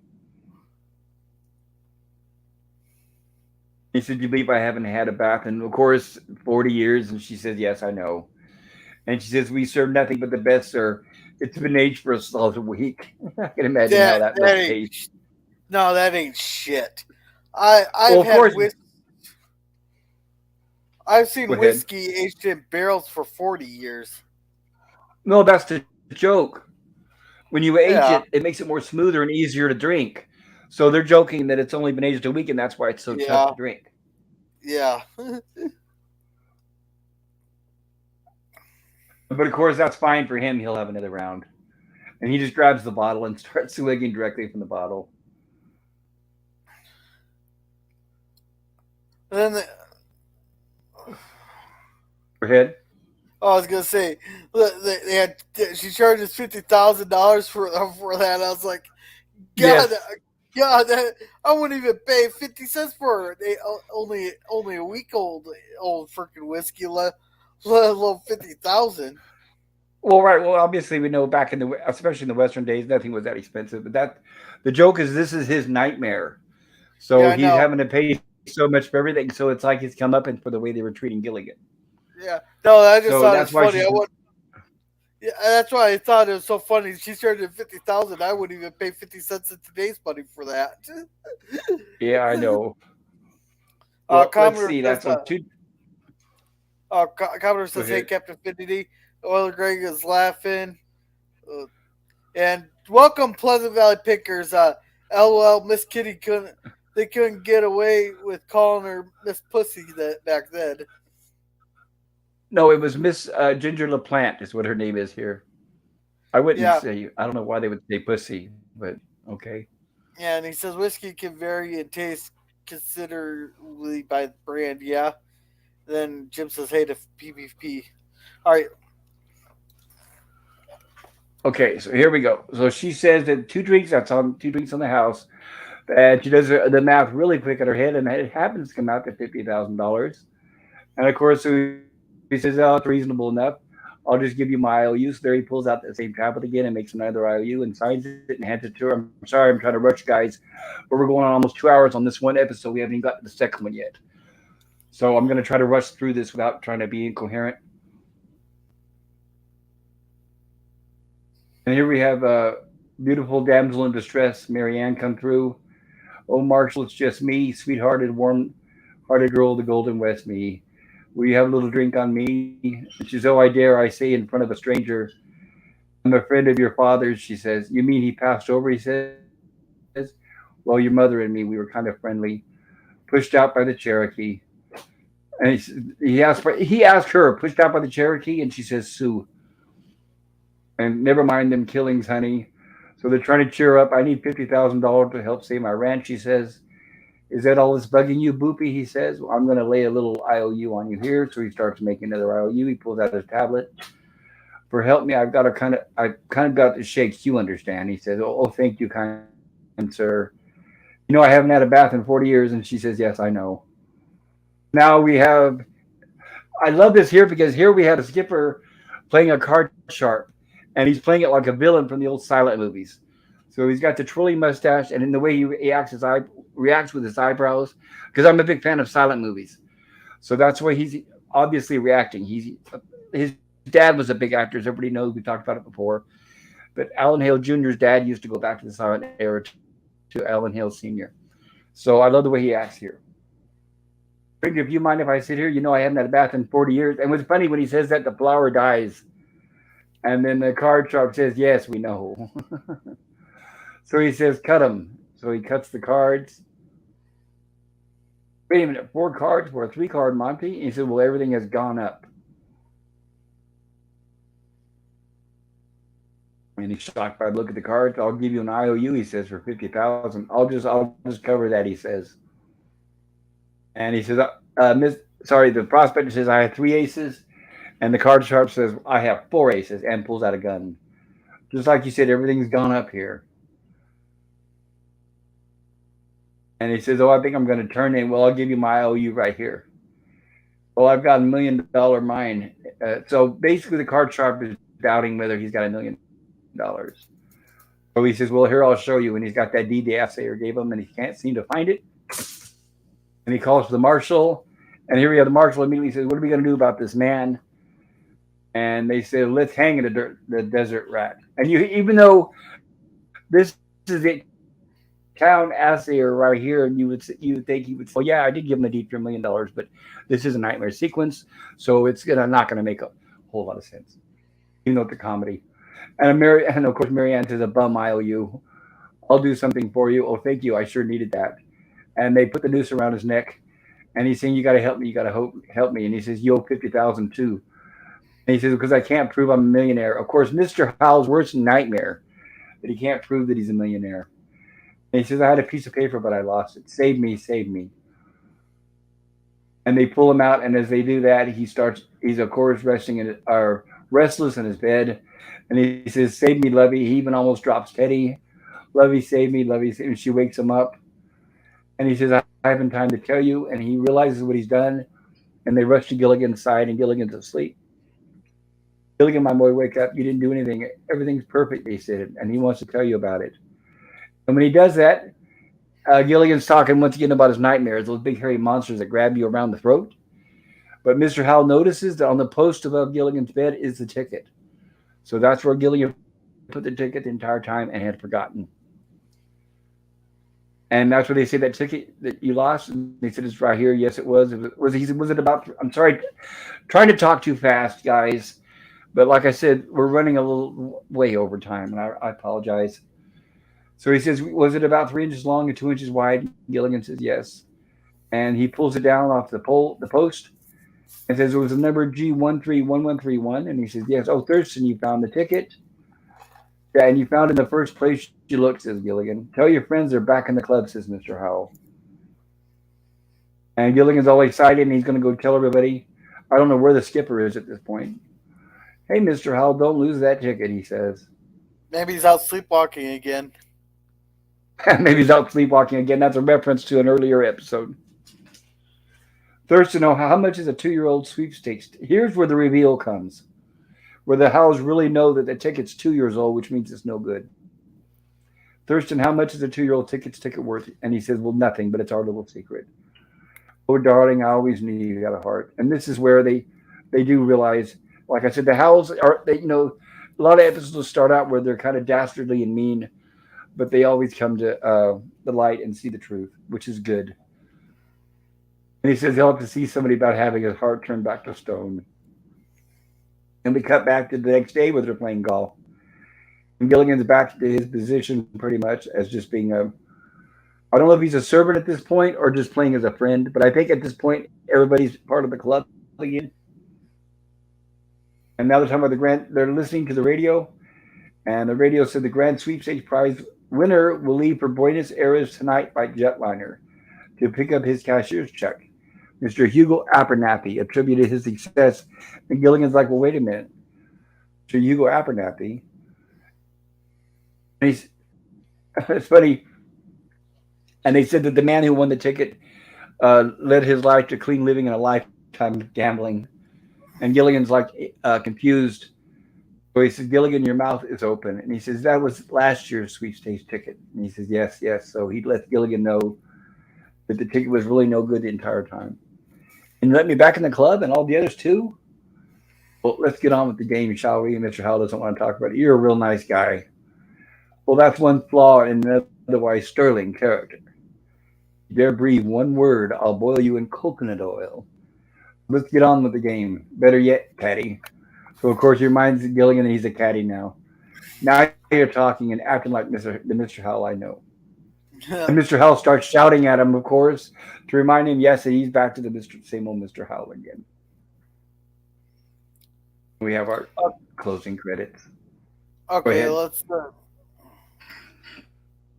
We'll catch up here on the chats while we're getting to our next joke.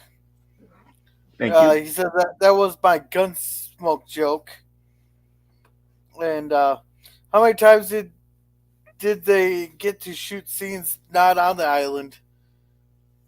Like just a few of them. It's like I'm guessing less than a dozen. And nothing to do with this episode. I don't remember this one. Looks very funny. It's humorous, a little repetitive, but humorous. Jim's Pleasant Valley saying hi to Jim. It is. It is. I loved it. I loved it. Yeah, I hadn't seen that episode in many years, but I really had a good time watching it. Especially Jim Backus, Mr. Howell. He really stood out in that last episode. Yeah, PvP Sorry, go says ahead, Gorilla. it says LOL poor flower. Jim says, "Hey, who's following me on Twitter?" Then PvP says, "Well, if they hang Wait, him, hold on just a second, Gorilla. Jim, did you say last night during the stream that you sent me an invite on Twitter? Because I did get your video that you sent about the Enterprise and all that. I think that was from you. No, that was from. Hold on, no, that was from Sean. But I think Jim, didn't you say one of you? I could be wrong, but somebody said last night that they sent me an invite on Twitter, but I didn't get one.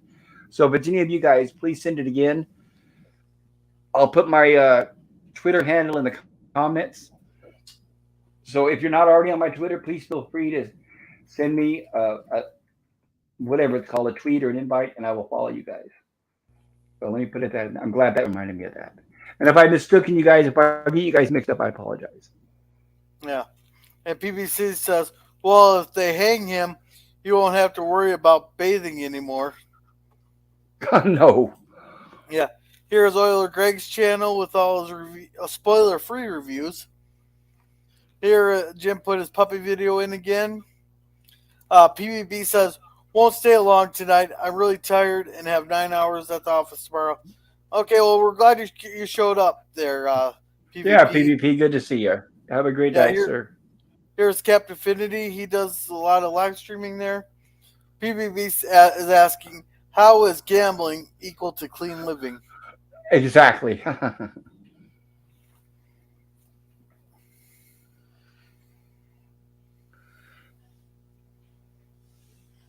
Jim put his Twitter handle in the chat.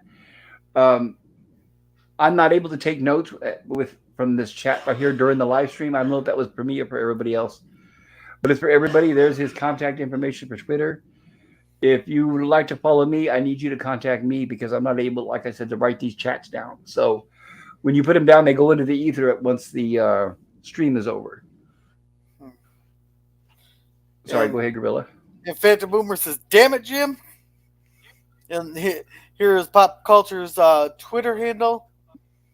There's my Twitter handle. PvP says, "I still can't figure out how to find FolkJS on Twitter. Still a Twitter newbie."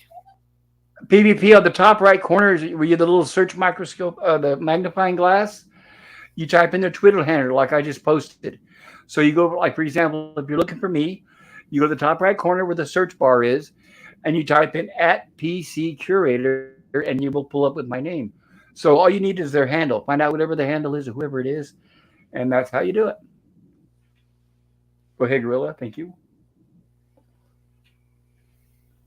Okay, just is that it? No, we got a couple more. I was responding to a message here. Oiler Greg says, "Help me, Spock." Welcome, Canadian Spider-Man. Welcome, welcome. He says, "PvP, hello to you." Hail, Spidey. And good to see you, Spidey. Doomcock Raid. Oh, well, thank you for stopping by. Thank you. And Jim's Landscape, it says, "My Twitter handle is Commodore169. Okay. And Canadian Spider-Man says, "Phantom, hail once again." Jim's Landscaping Productions, good to see ya. Brother Greg, hello and hail to you. Phantom says, "Spidey." Hi, Spidey. Says, "Hey, Spidey." Damn it, Canadians. And, okay. Okay, thanks, Pop. Handle, got it. All right, very cool. All right. And thank you, Jim, for following me. I appreciate that. I think I usually, when you guys follow me, I usually follow you back. So I think I'm following you, sir. So here we are. We're going to cover our next episode now. Boy, we got so far behind, I didn't even get a chance to even read any of the trivia from that last episode. So I'm going to cover that really quick. Okay, yeah, we're all good. That last episode features the only dream sequence in which one of the cast members does not appear, which was Natalie Schaefer. That's what I mentioned when you said the cast, where they should all say, "Yeah, we know." I said all but one. Yeah, because Lovey is not in that dream sequence when you think about it. Oh, I Let's swear she see. was. Nope. And the dream sequence where Thurston Howell III's character tells people that he hasn't had a bath in 40 years, to which they reply, "I know," or "We know."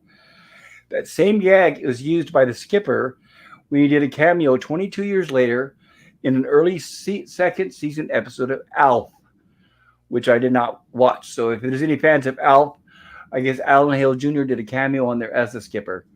When Alf has a dream sequence about being on Gilligan's Island, most of the cast members appeared to reprise their roles except the actors who played the Howells and Ginger. Jim Backus, who was too ill at the time, Natalie Schaefer for reasons unknown, and Tina Louise, who has refused to reprise her role after Gilligan's Island ended. But no, she did it for Roseanne. Roseanne had a dream sequence where she thought her and her family were on Gilligan's Island, and the Gilligan's Island cast members were actually living in Roseanne's house, and Tina Louise was there for that. I'm not a fan of Roseanne, but I had to watch that one sequence because I'm a fan of Gilligan's Island. Let's see here. Making sure I covered all the. Yes, I think that's most of the trivia. Most of the other trivia I did mention during the episode.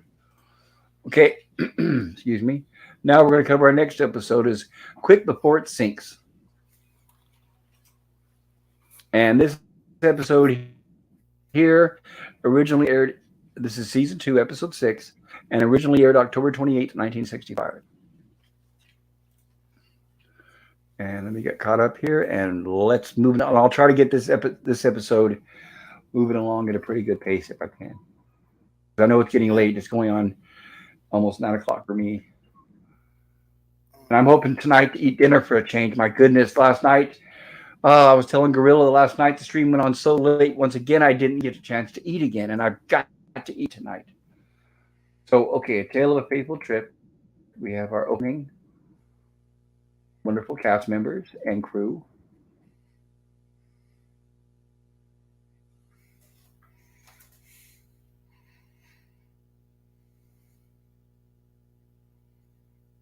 Oh, I wish we could play this intro. I love this song, but can't get our copyright warning, unfortunately.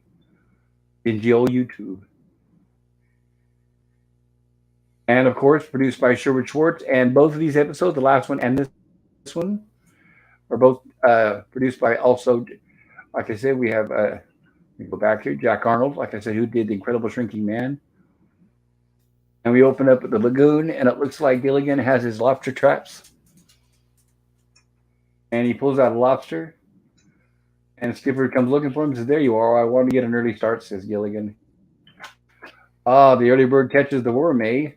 And Gilligan says, "No, you eat worms?" And he says, "No, but I got a nice bunch of lobsters. But if you like worms," and he says, "I way of saying something." So he's trying to explain to Gilligan it was just a phrase.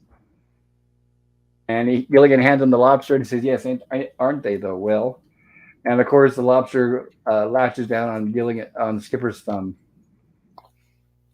And Gilligan said, "Well, you can buy them back tonight." And he says, "I better get these over to the girls." And now we have Skipper with the lobster, and he's showing the professor. And he said, "Look at the nice lobster that Gilligan got for us for dinner." And the professor's looking very somber, and he says, "The condemned will eat a hearty meal." Skipper says, "Well, what do you mean?" And he says, "Well, look." And that's where the professor points out the stick sticking out of the water. And he says he's been using it to mark the highest point, and I've been keeping a very careful check.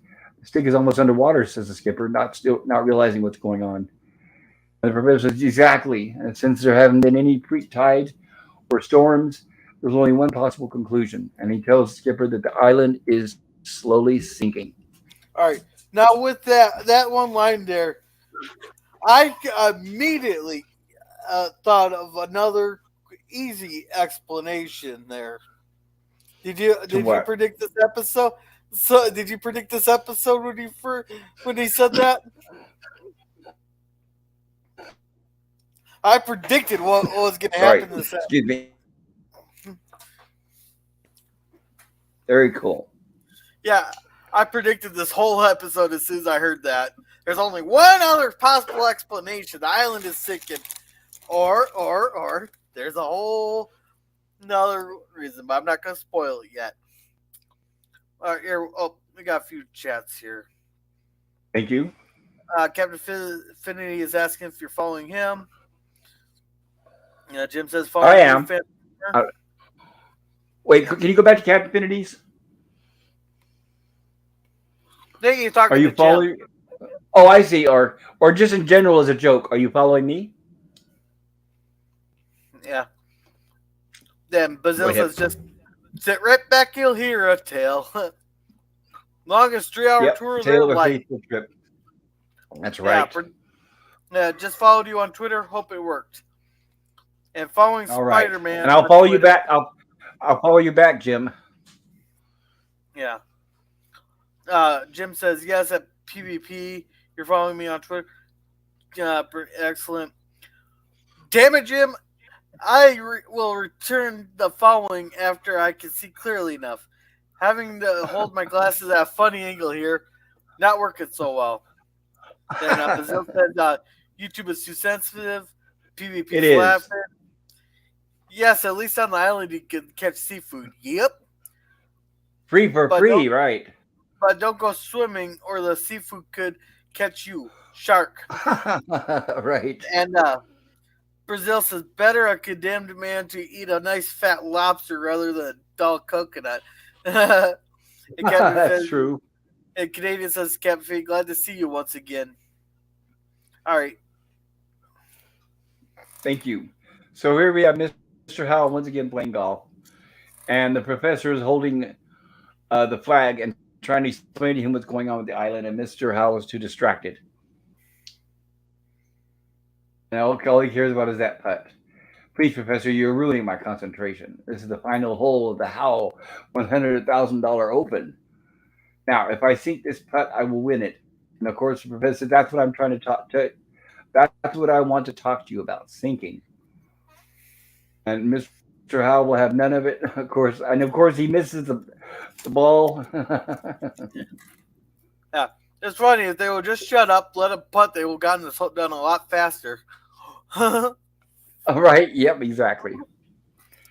Well, that means there will be a playoff with Mrs. Howell. For a minute, I thought I was losing my putting touch, he said. And now's where it sinks in what the professor is telling him about the island sinking. Well, how am I going to break the news to Mrs. Howell? And he says, well, it's bad news indeed, says the professor. It certainly is. She'll be furious. No playoffs? If the women know the end is near, they'll panic, says the professor. Yeah. Mr. Howell, we've got to be strong. Yeah. Go ahead. I think that, as much as they've gone through on this island, I think they could have handled it and they could have come up with a lot better plan than they did. It's a contrivance. Yeah, I know it's a contrivance. It's a product of its time. Well, what's interesting too is this episode too reminded me of Rescue from Gilligan's Island. So the solution of how they do eventually get off the island 15 years later in Rescue from Gilligan's Island, they actually kind of play around and dance with the same topic here during some of these episodes. Because they do decide to build like an arc, is what they call it here. I don't want to give away too much yet. So here's where we have Gilligan passed out. Apparently, when they gave him the news about the island sinking, and apparently Gilligan didn't take it well, so they're picking him up off the ground. Now you just faded, and I ride you with a little water, says the skipper. That's all right, little buddy. That might have been the worst. worst. Do is remain calm and cool. That might have been the worst thing to do to him. He fainted because he's learning the island sink, and then they wake him up with water, and and the first thing he thinks is he's drowning. That's a little cruel, right there. Right. That's what he's at. Well, not only that, though, but you think if they want to keep a secret, the last person you want to tell is Gilligan, right? Yeah, I was so he tells tells Gilligan. Right. The first thing we must do is remain calm and cool, says Skipper. Right. And you won't be afraid? Wrong. 2 out of 3 is not bad, Skipper. And here we have the skipper and the professor talking. Well, Professor, are you coming up with anything yet? And he says, but I don't see any way out. I told Gilligan to meet us here. And here we have Gilligan on stilts. This is no time for games. Now, I was looking for wires. I didn't see any. I played it back.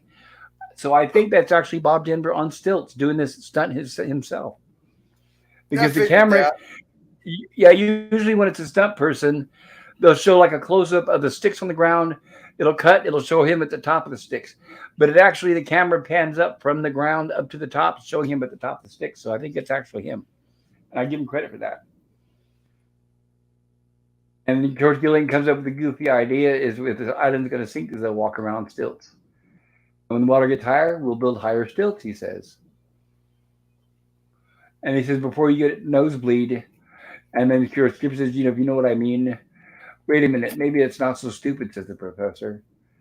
And Gilligan starts to lose his balance. And Professor says, and that's our best solution. And no, no, no, no, we'll find the highest ground. Skipper is confused. Sorry, it's missing frames. But Professor says, no, no, no, we'll find the highest ground on the island and build a new hut that should keep us safe as long as possible. Good thinking, Professor. And by the way, you better get down up there. I'll help you, Gilligan. Well, there you are. I've been looking for you, everyone, says Mrs. Howell. And of course, they're trying to cover up what Gilligan's doing. And she's saying, why is he on stilts? And they said, stilts? What stilts?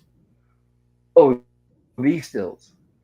Oh, well, I tell you, Mrs. Howell, uh, they're saying that, what was it? They say he's on stilts because it's a good way, it's a new way of picking coconuts. Yeah. And he says, haven't you, Gilligan? And he says, yeah, get to be real close to them. Run along and start picking some coconuts, says the skipper. Easy now. And Gilligan turns around with the stilts and starts walking. And the ground is soft over there, so unfortunately the stilts start sticking into the ground. Gilligan starts to lose his balance, and there they are. So he starts to sway back and forth. Hang on, Gilligan, and he shouts, and of course Gilligan comes crashing to the ground. And he did get a coconut in the meantime. He had just so happened to hit a coconut tree on the way down. And Mrs. Howell says, seems like quite a lot of work to do for one little coconut. Well, that's because we need every available man. Because we want you to men to landscape, she says. All the area outside the huts. And of course, Gilligan drops the coconut on Skipper's foot. Yeah. Now, yes, we girls are going to beautify the place, she says, because we may have to stay here for a long, long time. And not, sorry, it's missing the text here, so I can't cover everything, guys. Like I said, I have to jump like every 5 seconds or I'll get a copyright strike. And Gilligan tries to talk about what's going on. Unfortunately, he starts to slip about the secret of the island sinking, but Skipper shuts him up. And they're saying, that's right, we'll help you. So now they got Gilligan gagged so he doesn't give away what's going on. And we cut over to the girls' hut. And it looks like the professor's got a big rock there that he's making a rock garden for Ginger. And of course, he's holding that big rock and she's going on and talking, and it looks like he's struggling with it.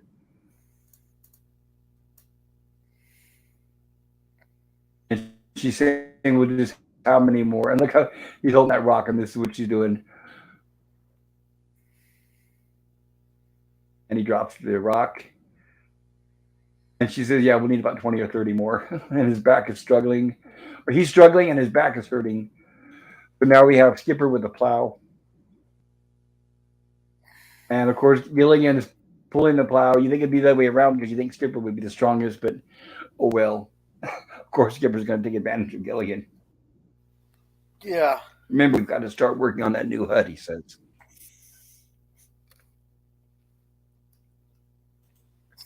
Okay. So what they decide is they're going to do the landscaping for the girls during the day, and they're going to work on a new hut on the highest point of the island at nighttime. So he says, we got to start working on the hut as soon as possible. Gilligan says, well, I've been out in front for over an hour. And he says, you made up the schedule. He says, you're right. Okay, we'll switch. So now I'll plow and you pull. And Gilligan says, that's better, which means nothing changes. So we have Mr. Howell taking his daily nap. And Thurston Howell, dear, wake up. He's supposed to be doing landscaping. And he says, oh, they're playing our song. She flaps. He's asleep. She tells him to wake up. He doesn't. So she holds a stack of money in front of him and flips him. Now shall we go back? Well, of course, my We were dear, up high. the Clippers. So she hands him the Clippers, and he. Oh, sorry, let me check everything. Is this better? Yeah, now you're better. Hello, hello. Can you hear me? Yep. I don't know why it does that because none of my. It's my. It's got to be my internet Oh, it came back.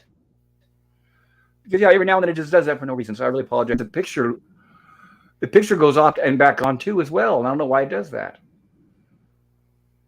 Let me make sure I'm not running too many things on my computer. But I got RAM, so I know that's not it. Okay, so Mr. Howell is working on one blade of grass like a surgeon, and now he says scissors, and she hands him the scissors, and he trims it. Now he says buffer, and she hands him a file, and he starts filing that one blade of grass. And of course, at this rate, they'll never get anything done. And of course, he starts getting tired again. He takes a sip of his drink and starts to doze off. So we cut to later on that evening where the guys are building. Here's where we actually do see Mr. Howell. Very rare, but he's actually doing physical labor. And now they say they need another pole, and they say that's Mr. Howell's detail. And here we have Mr. Howell coming in with another pole. And he's very tired. In fact, he drops it on his foot. And he says, Mr. Howell, you just dropped that bamboo pole on your foot. And he says, yeah, but he didn't yell. And he says, I'm too tired. I'll yell tomorrow, he says. Yeah. Yeah. And they said, Mr. Howell, try to get bigger poles. Yeah. I Go ahead. remember being that tired a couple times. Oh, yes. Yeah. Phantom Boomer here says, I know the feeling. My good readers broke. Stuck using a crappy lore power glasses. Not good. Captain Fiddy says Spidey. I follow you, Captain Fiddy says Jim. Phantom Boomer is giving an explanation point to Captain Fiddy. All right. Very cool. Thank you. Yeah, in fact, the glasses I use are $2 glasses. I don't like the prescription ones they gave me. It's distorted around the edges and they make me dizzy.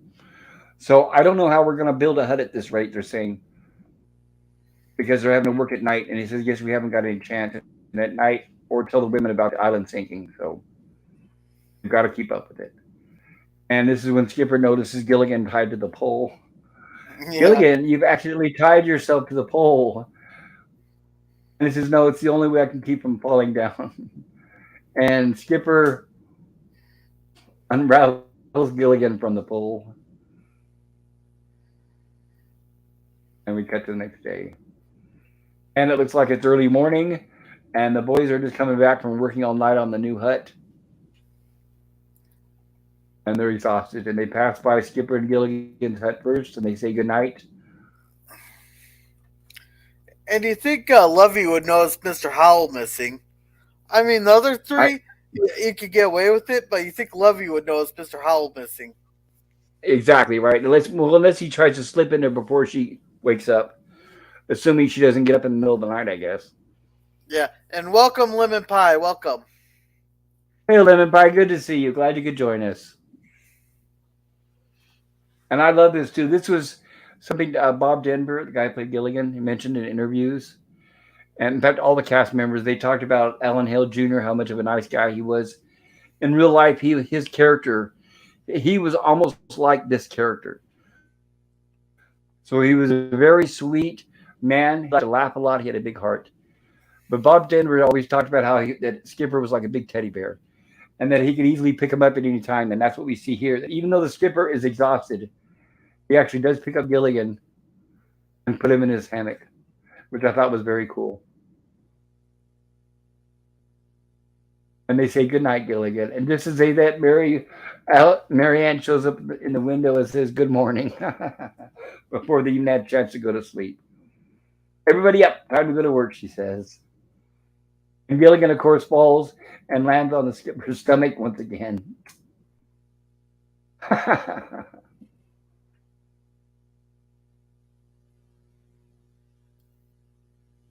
And here we are, then back to work. They've got a palm tree that they're trying to place for Mrs. Howell. And I'm a born decorator. Right. And that is, You know what? When I was working for the schools and I was a teacher, I also helped get a grant for like over $1 million that helped us win a whole bunch of technology and computers for the classrooms.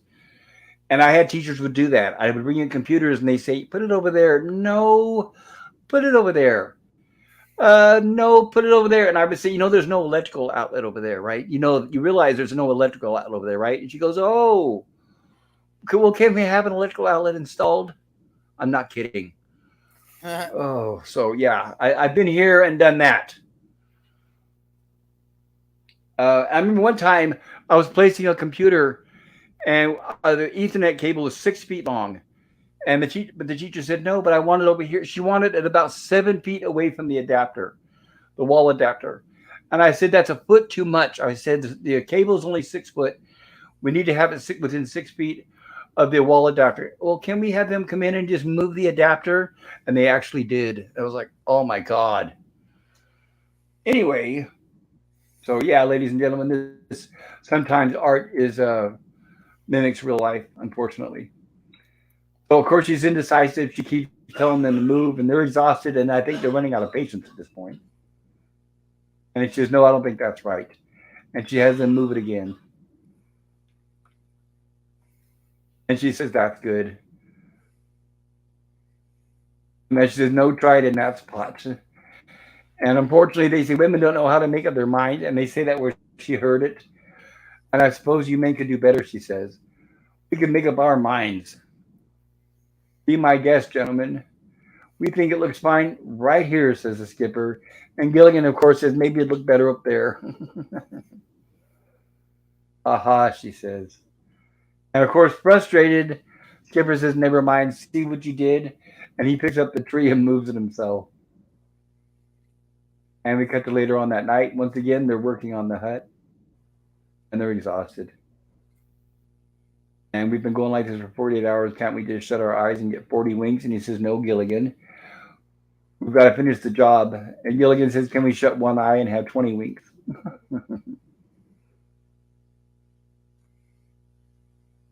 Wonder where Mr. Howell is. He's late, they said. That sounds like him. Is that you, Mr. Howell? Of course, Mr. Howell in a daze says, "I'm sorry I dozed off. I threw on the first thing I could find." And they said, "I don't know whether you missed, but I think you're wearing your wife's bathrobe." Well, he says, "Oh, I thought my cashmere jammies had unraveled." Well, come on, Mr. Howell. We've got to take these palm fronds. And the professor says, "Forget it, man. I just chucked the lagoon. I wish I could teach my stocks to do that." Sorry, I missed the joke. I hate when that happens. Well, but this is the highest ground on the island. So they say, Professor says, "Never mind. It's not going to work. The island's sinking more than I thought." And he says, "Well, but at least it's the highest ground on the island, Professor. We should be safe here." And he says, "There's no ground high enough to save us. We'll be underwater in 5 days." And they're concerned about that. And he says, "Or maybe 6." And then Gilligan says, "Oh, thank goodness." And of course, as we all know what's going to happen here, Skipper's going to hit Gilligan with his hat, but he's too tired. So he hits him in the stomach.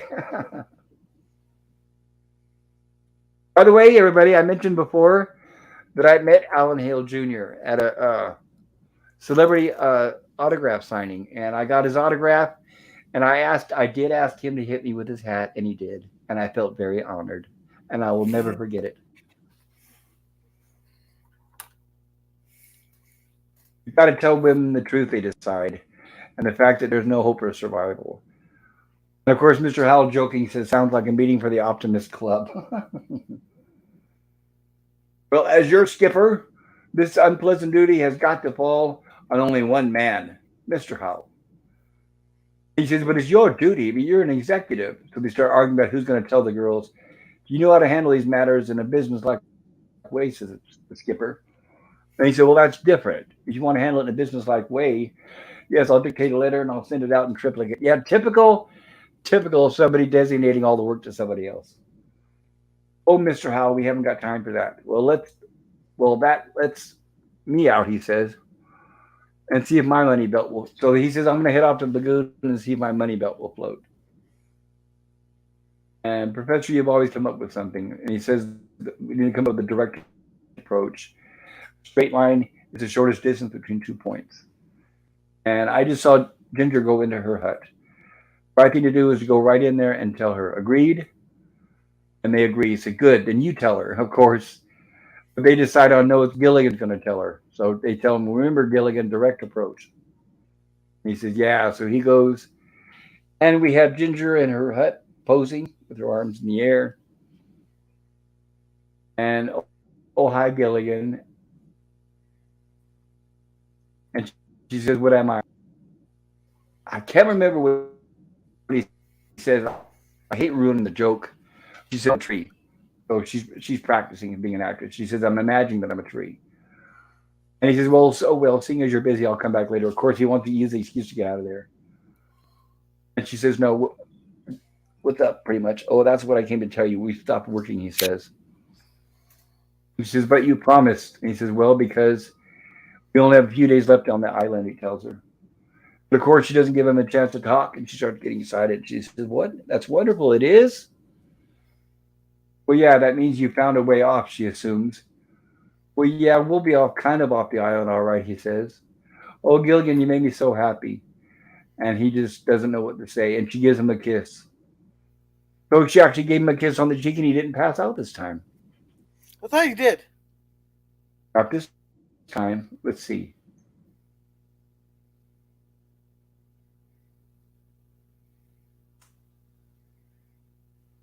Oops, I missed it. Let me go back. See? Look at that. What do you know? One of the rare times she actually gives him a kiss, and he doesn't back up, and he doesn't pass out. Maybe he's too tired. So now he goes off. Unfortunately, he did not tell her the truth.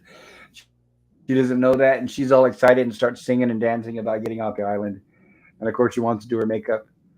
And now he goes back to the guys and he says, look at Gilligan. It looks like she punched him in the jaw. And he says, no, she kissed me. And he said, for telling her that the island is sinking? How are we doing with the chat, Gorilla? Uh, Jim says, "Hey, Lemon Pie." Lemon Pie says, "Hey, Jim." Lemon said, "Is Skipper gonna whomp him with his hat?" Well, he did. And Lemon's advocating for Gilligan to stick his tongue down her throat. And welcome, Sean Carter. Oh. Welcome. Hello, Sean. Good to see you. Okay, so Gilligan, you were supposed to take the You're direct roboting. approach to the professor. Try to You're roboting. roboting again. Yeah, it was real bad. I couldn't understand a single word. Testing. It kind of Well, that was just me reading the text. I apologize, guys. I don't know. Go ahead. I said, okay. Go ahead, Gorilla. Can you hear me? Yeah, I haven't moved a single thing. I really apologize. My internet. Oh, it cut out again. Hello. Hello. Now I can hear you. Now I can hear you. Hello. Now I can hear you. Yeah, seriously, guys, I don't know what's going on. I apologize. My internet is dropping. But you didn't really miss much. What I was doing was I was reading the text on the screen. I apologize for that. We have Comcast here, which really stinks. And it's 9:16 p.m. I don't know if there's a lot of people using it right now, but I've got Ethernet plugged directly into my laptop, and I've got 32 gigs of RAM. So I know it's not me. I've got a microphone hardwired. So it's really frustrating when that happens. So I do apologize. I know it's nerve wracking. And Ginger's still excited. Tell me how we're going to get off the island. And of course, Gilligan says, now's your chance, Skipper. Be firm and strong. And of course, Skipper tries to put it over on the professor. And he said, well, it's just that, and now, well, you mean we're in contact with the outside world? Well, that's wonderful. Wait till I tell the girls about it. And Ginger gives him a kiss on the cheek and then runs off. Yes, firm and strong, says Gilligan. So now we have Professor building a. I kind of missed it because of the slides, but earlier they mentioned that maybe they could tell the girls that the professor fixed the transmitter. So that's what they're doing now. They're trying to stage a fake transmitter.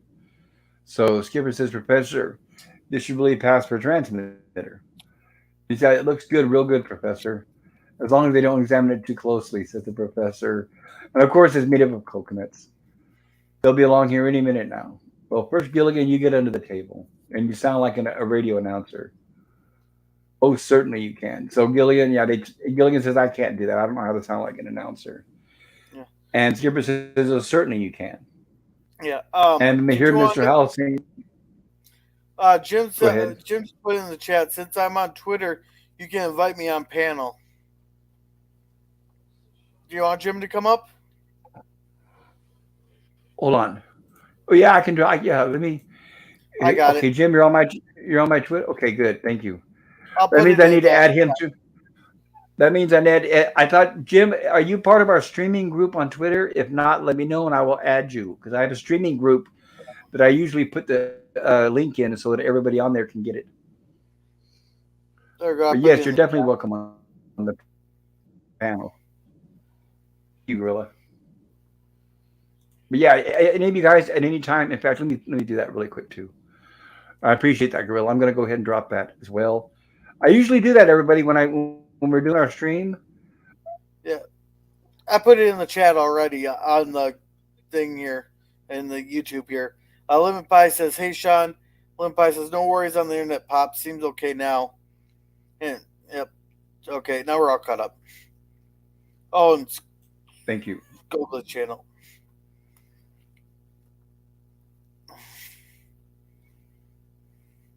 There we go. I went ahead and pinned it. I know it's a little late. I apologize, guys, but I just pinned a link in the chat. I should have done that at the very beginning. Oh man, I've been so scatterbrained lately, and I really apologize. Yeah. Sorry for sounding repetitive. Okay, so there we go. Mr. Howell gave the signal that they're on their way with the girls. So they tell Gillian he needs to get under the table and act like a radio announcer. And there we have Gilligan under the table. And here comes Mr. Howell with the ladies. What's that say on there? Divine or Divine? Dynamo. Oh, Dynamo. Dynamo. It's like an old-fashioned name for generator. So that's why you have Skipper is pedaling it, and if we were showing the video, you can actually see something turning inside that little barrel. But that's Oh, supposed to be cool. generating It's supposed to be generating electricity. Thurston looked awfully primitive, says Mrs. Howell. No, I have every confidence here in the professor, says Mr. Howell, of course. Give it a test, Professor. What kind of? Of course, it's the same. This gag is so old. They even had it on I Love Lucy, except there she was hiding like she was in a television set. So, but here we have Gilligan acting as a radio announcer under the table, and he's talking to himself, thinking, well, what kind of voice should I use? Now he starts making a whistling sound, and the professor says, well, it must be static. And we have Gilligan in a really bad French accent say hello. And Ginger says he sounds French. Oh, I hope he can speak English, says Marianne. Hello, hello, this is Marianne. He says, this is Gil, and then he stops himself. And he says, I can't remember, but he changes his name to some French sounding name, but I can't show it in the clips because I have to show Javar, every something 5 like seconds. that. Is it like Javar or something? I'm going to try to see if I can cover it. There it is, Gilbert Leblanc. Oh, Javat. He comes in so clear as though we were close by, says Marianne. We'll find out where no he idea how is. close he is. Exactly. And they ask him, well, tell me, what is your position? And of course, Gilligan points says, and that he's cramped and he's got his legs folded and is very uncomfortable. And Skipper tries to cover for it and says, maybe he's like in a little ham radio shack. And Ginger grabs the microphone and says, hello, I'm an actress. Can you tell me in Hollywood? And he says, in his French accent, Hollywood gossip? Oh, oui. What well-known Hollywood star was seen at a nightclub was a well-known actress? And she says, I just love inside information. And of course, now Mrs. Howell grabs the microphone. There's something we must find out before we're rescued. This is Mrs. Thurston Howell III from Newport, New York, Palm Beach. In other words, naming off all the different places they have houses. And of course, Paris, Mon Cher, however that's pronounced, about the new French fashions. I don't know what to wear when we're rescued, she says. And he says, wear your blue dress. And she says, my blue dress. Oh, that's perfect. And she says, Thurston, there's something very peculiar going on here. And he says, how did I, she said, how did he know I had a blue dress? So unfortunately, Gilligan's foot is sticking out from under the table, and this is how accidentally steps on it. It's kind of hard to catch it. Why don't you wear your blue dress? And there it is. This is where Mrs. Howell steps on his foot. And he says, ow. And they realize what's going on and they pull the table away to find Gilligan underneath. And now we have later on when they've already told the women what's going on with the island sinking. So they're all just talking about it, trying to figure out what to do. And Mr. Howell says he wished he had learned to swim. The professor said, and that's why we didn't tell you. He knew that the island was going underwater. And especially Mr. Howell saying, after all, I'm the strong, stalwart male, and you're the frail, helpless female. Yes, you big, strong man, you, says Lovey. And then she turns to the women and says, we must get organized. How are we going to stay afloat? And Ginger actually says, why don't we build an ark like Noah did? And we'll take that raft, like, and Mary Ann says, we'll take that raft the men started to build a couple of months ago. And we'll put a new hut on it. We have a million things to do, she says, so they take off. And the men are standing around stupefied. Well, why didn't we think of that? This is what I mentioned earlier. This is kind of harkens to the reunion, the rescue from Gilligan's Island, similar to this. He says, Lovey's so determined. And here we have the SS Minnow 2, christened Ark. And they're going to test it out to see how seaworthy it is.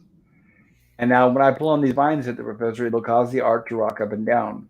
I want to see if the Ark's good enough to be safe in a rough sea. And what are you doing with the life jacket on already? And he says, well, no sense in waiting until the last minute, says Gilligan.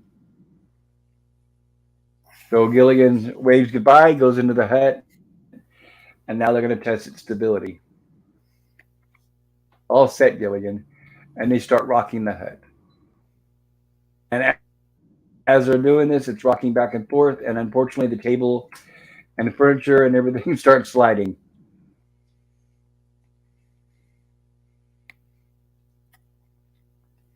Yeah, they can rock and all that, but doesn't mean it's not going to capsize in a wave. Yeah, exactly, right? Needs some kind of ballast. This here, they are rocking it back and forth, and unfortunately tilted at an angle where it's so strong, the Gilligan goes flying out the door, and they catch him. And I'm glad I was able to catch that. Hope they won't get a copyright strike. Yeah. All right, I'll be right back. And they ask him if he's okay. Go for it. They ask him if he's okay, and he says that he is. Now we have Skipper and Gilligan in the hut, and Gilligan says, Skipper, I don't know if I'm ready for this test. And I'm barely recovered from the other one. And Skipper says, assures him all the furniture is secured to the floor. All right, Professor, we're ready for the eating test. Better rock. So we have the professor outside. He starts pulling on the vines. The ark starts tilting from left and right. And there they are. They're trying to eat their food. And things start moving, of course. And the table starts sliding back and forth.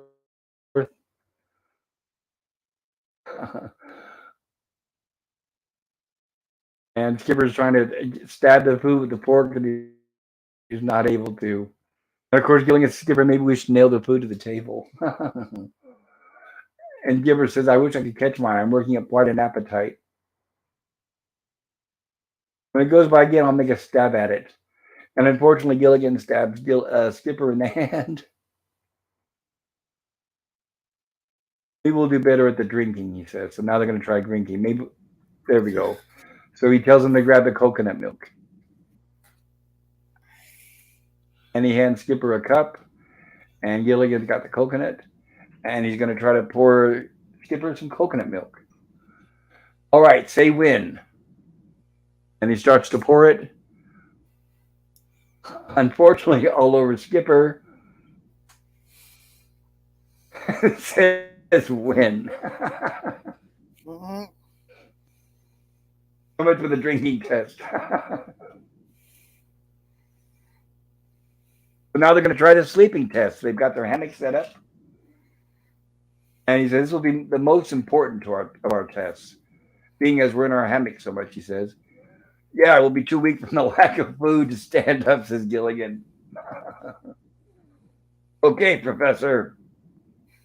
And Professor starts pulling. So far, everything's working fine. It's rocking back and forth. He says, hold on, little buddy. I think the professor's going to rock us faster. These hammocks work fine. And they're laughing. And they seem to be enjoying themselves. And Gilligan says, from here on, it looks like smooth sailing. Now's where the professor really lets it hit. But unfortunately, when he does, the whole thing collapses. Yeah. With them inside, of course. Skipper, Gilligan, are you all right?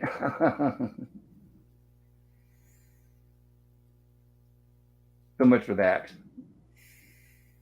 At least they tried. There they have the skipper and Professor frustrated, not sure what to do next. And Gilligan comes back with his lobster trap that he had at the beginning. Professor, it looks like the captain's going to go down with his island, says the skipper. But at least we'll have some real nice fat lobster for dinner, says Gilligan. And Professor immediately sees the stick and says, Gilligan, where did you get that stick? Well, that old stick, I use it to keep my lobster traps from floating away. That old stick! That's the one I used to mark how high the water's been coming up on the island, he says. Oh, and I've been putting it out in deeper water, says Gilligan. Catch bigger lobsters. The professor realizes the island is not sinking at all. And of course, Skipper says, look at that mess, and it's all your fault. And Gilligan says, well, all three of us can pitch in to clean it up. All three of us, says Skipper.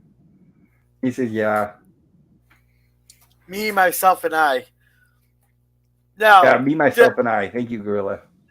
But did you think that was kind of predictable at the very beginning there? Or did you catch what I was reading? Yeah, I did get what you meant. I didn't want to. Well, I hate saying this. I didn't want to spoil it, even though the show is 60 years old. But I apologize for anybody who has not seen it. And we're doing a spoiler. And we're doing a spoiler review. Spoiler review. Sorry, guys. And I know I've said it before, and I'll say it again. But the blooper and the constant blooper in this scene here that you'll see every week is to the left-hand side. You can actually see the oval at the top of the soundstage where they film the interior of the huts. So that big building on the left that looks like a warehouse hangar, inside there is where they had the soundstage with all the fake huts and everything. So when they would film the interior scenes, it would be in there with the huts. And when they had the lagoon scenes, all they had to do is step out here and shoot the scenes around the lagoon. And I forgot to put the poll in the chat. I just realized. I usually put a poll in the chat asking everybody which episode did you enjoy the most. But once again, I was running late today. When I got home from work, I didn't get a chance to put the poll out there. So I apologize, guys. If you'd like to, you can vote in the chat of which episode you like best. Episode 1 or episode 2? Gorilla, which episode did you like the best? Well, they're both pretty good there, you know. Each one had like my own personal issues with it, you know. But they're both pretty good. I agree. I liked them both. Between the two, I think I have to edge out the first one I really liked because I loved Mr. Howell's performance as the prospector. I thought that dream sequence was really a highlight. But I did like both episodes. It's just that between the two, I think that one's a little bit better. Or at least I enjoyed it a little bit more. And I wanted to thank everybody who came along tonight in the chat. I'm sorry we've been running late. Looks like 2.5 hours. So I really appreciate your patience. I usually try to keep it shorter, but we ran off on a few tangents tonight, so bear Yeah. with us on this. If you enjoyed it, please consider hitting the like button. If you haven't subscribed to my channel, maybe consider it. I've got a lot of classic stuff on there. I'm a big Trek fan.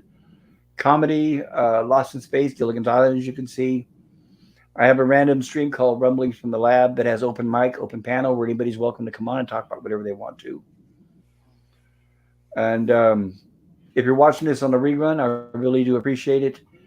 And I do have other Gilligan's Island videos there if you'd like to check them. We check them out. We usually try to cover every 2 episodes every week. And Gorilla, tell us about your channel. Well, I do a lot of shorts there. They're getting more and more sporadic there. But also, I host 3 watch parties a week there. Wednesdays we are watching End of the Fucking World. Uh, so Saturday is Babylon 5. There might something might have came up here. I might not be able to do Babylon 5 this Saturday, and then Sunday we're currently on Germ's 80s picks for our monthly theme. So next Sunday is Spaceballs, and Cool. then that's Fridays Walton's reviews. Then if I when I get time, I do a Rome Total War stream. Very cool. Yeah, so Gorilla's got a fantastic channel, everybody. And he's got a lot of content and it's very funny shorts and some of the other things that he does. So I highly recommend it. And on my channel, on Monday, we do a Lost in Space stream. We cover the original Lost in Space from the 60s. Tuesday, around noon Central Time, you'll catch me on Antiderivative Jill's channel. She has also a fantastic channel. She's a big Star Trek fan as well, where we cover the original series, each episode. We just did Friday's Child yesterday, which I was really happy about. And I can't remember what next week's episode is about, but and I'm also going to be putting, that's another thing too, is on Tuesday night we have our horror sci-fi stream. Last night we had a blast. We covered the movie Tremors. So and I usually put a poll up in the community tab on my page. Another reason to sub it to my channel and hit the alert notification. I'll be putting the poll up tonight or tomorrow and let you guys vote which movie you'd like for us to cover next Tuesday. And then a week from Tuesday on May 2nd, if I have my dates right, we're going to be covering the fantastic movie from 1985, The Little Shop of Horrors, starring Rick Moranis, John Candy, Steve Martin, and many others. Jim says, hello, everyone. Have a great night. Well, thank you, Jim. Likewise. Same to you. Sean Carter says, be right back. Need to record a bit. All right, Sean. Gotcha. And I believe I did cover everybody in the chat. We usually make it a point here on this channel to cover everybody in the chat because we appreciate you guys.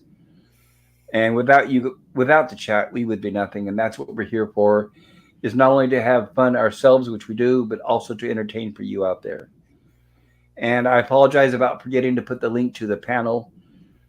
I usually do that at the beginning. I have a poll in the chat where you can vote and also a link where you want to join the panel. But I've been a little under the weather lately, so running a little late.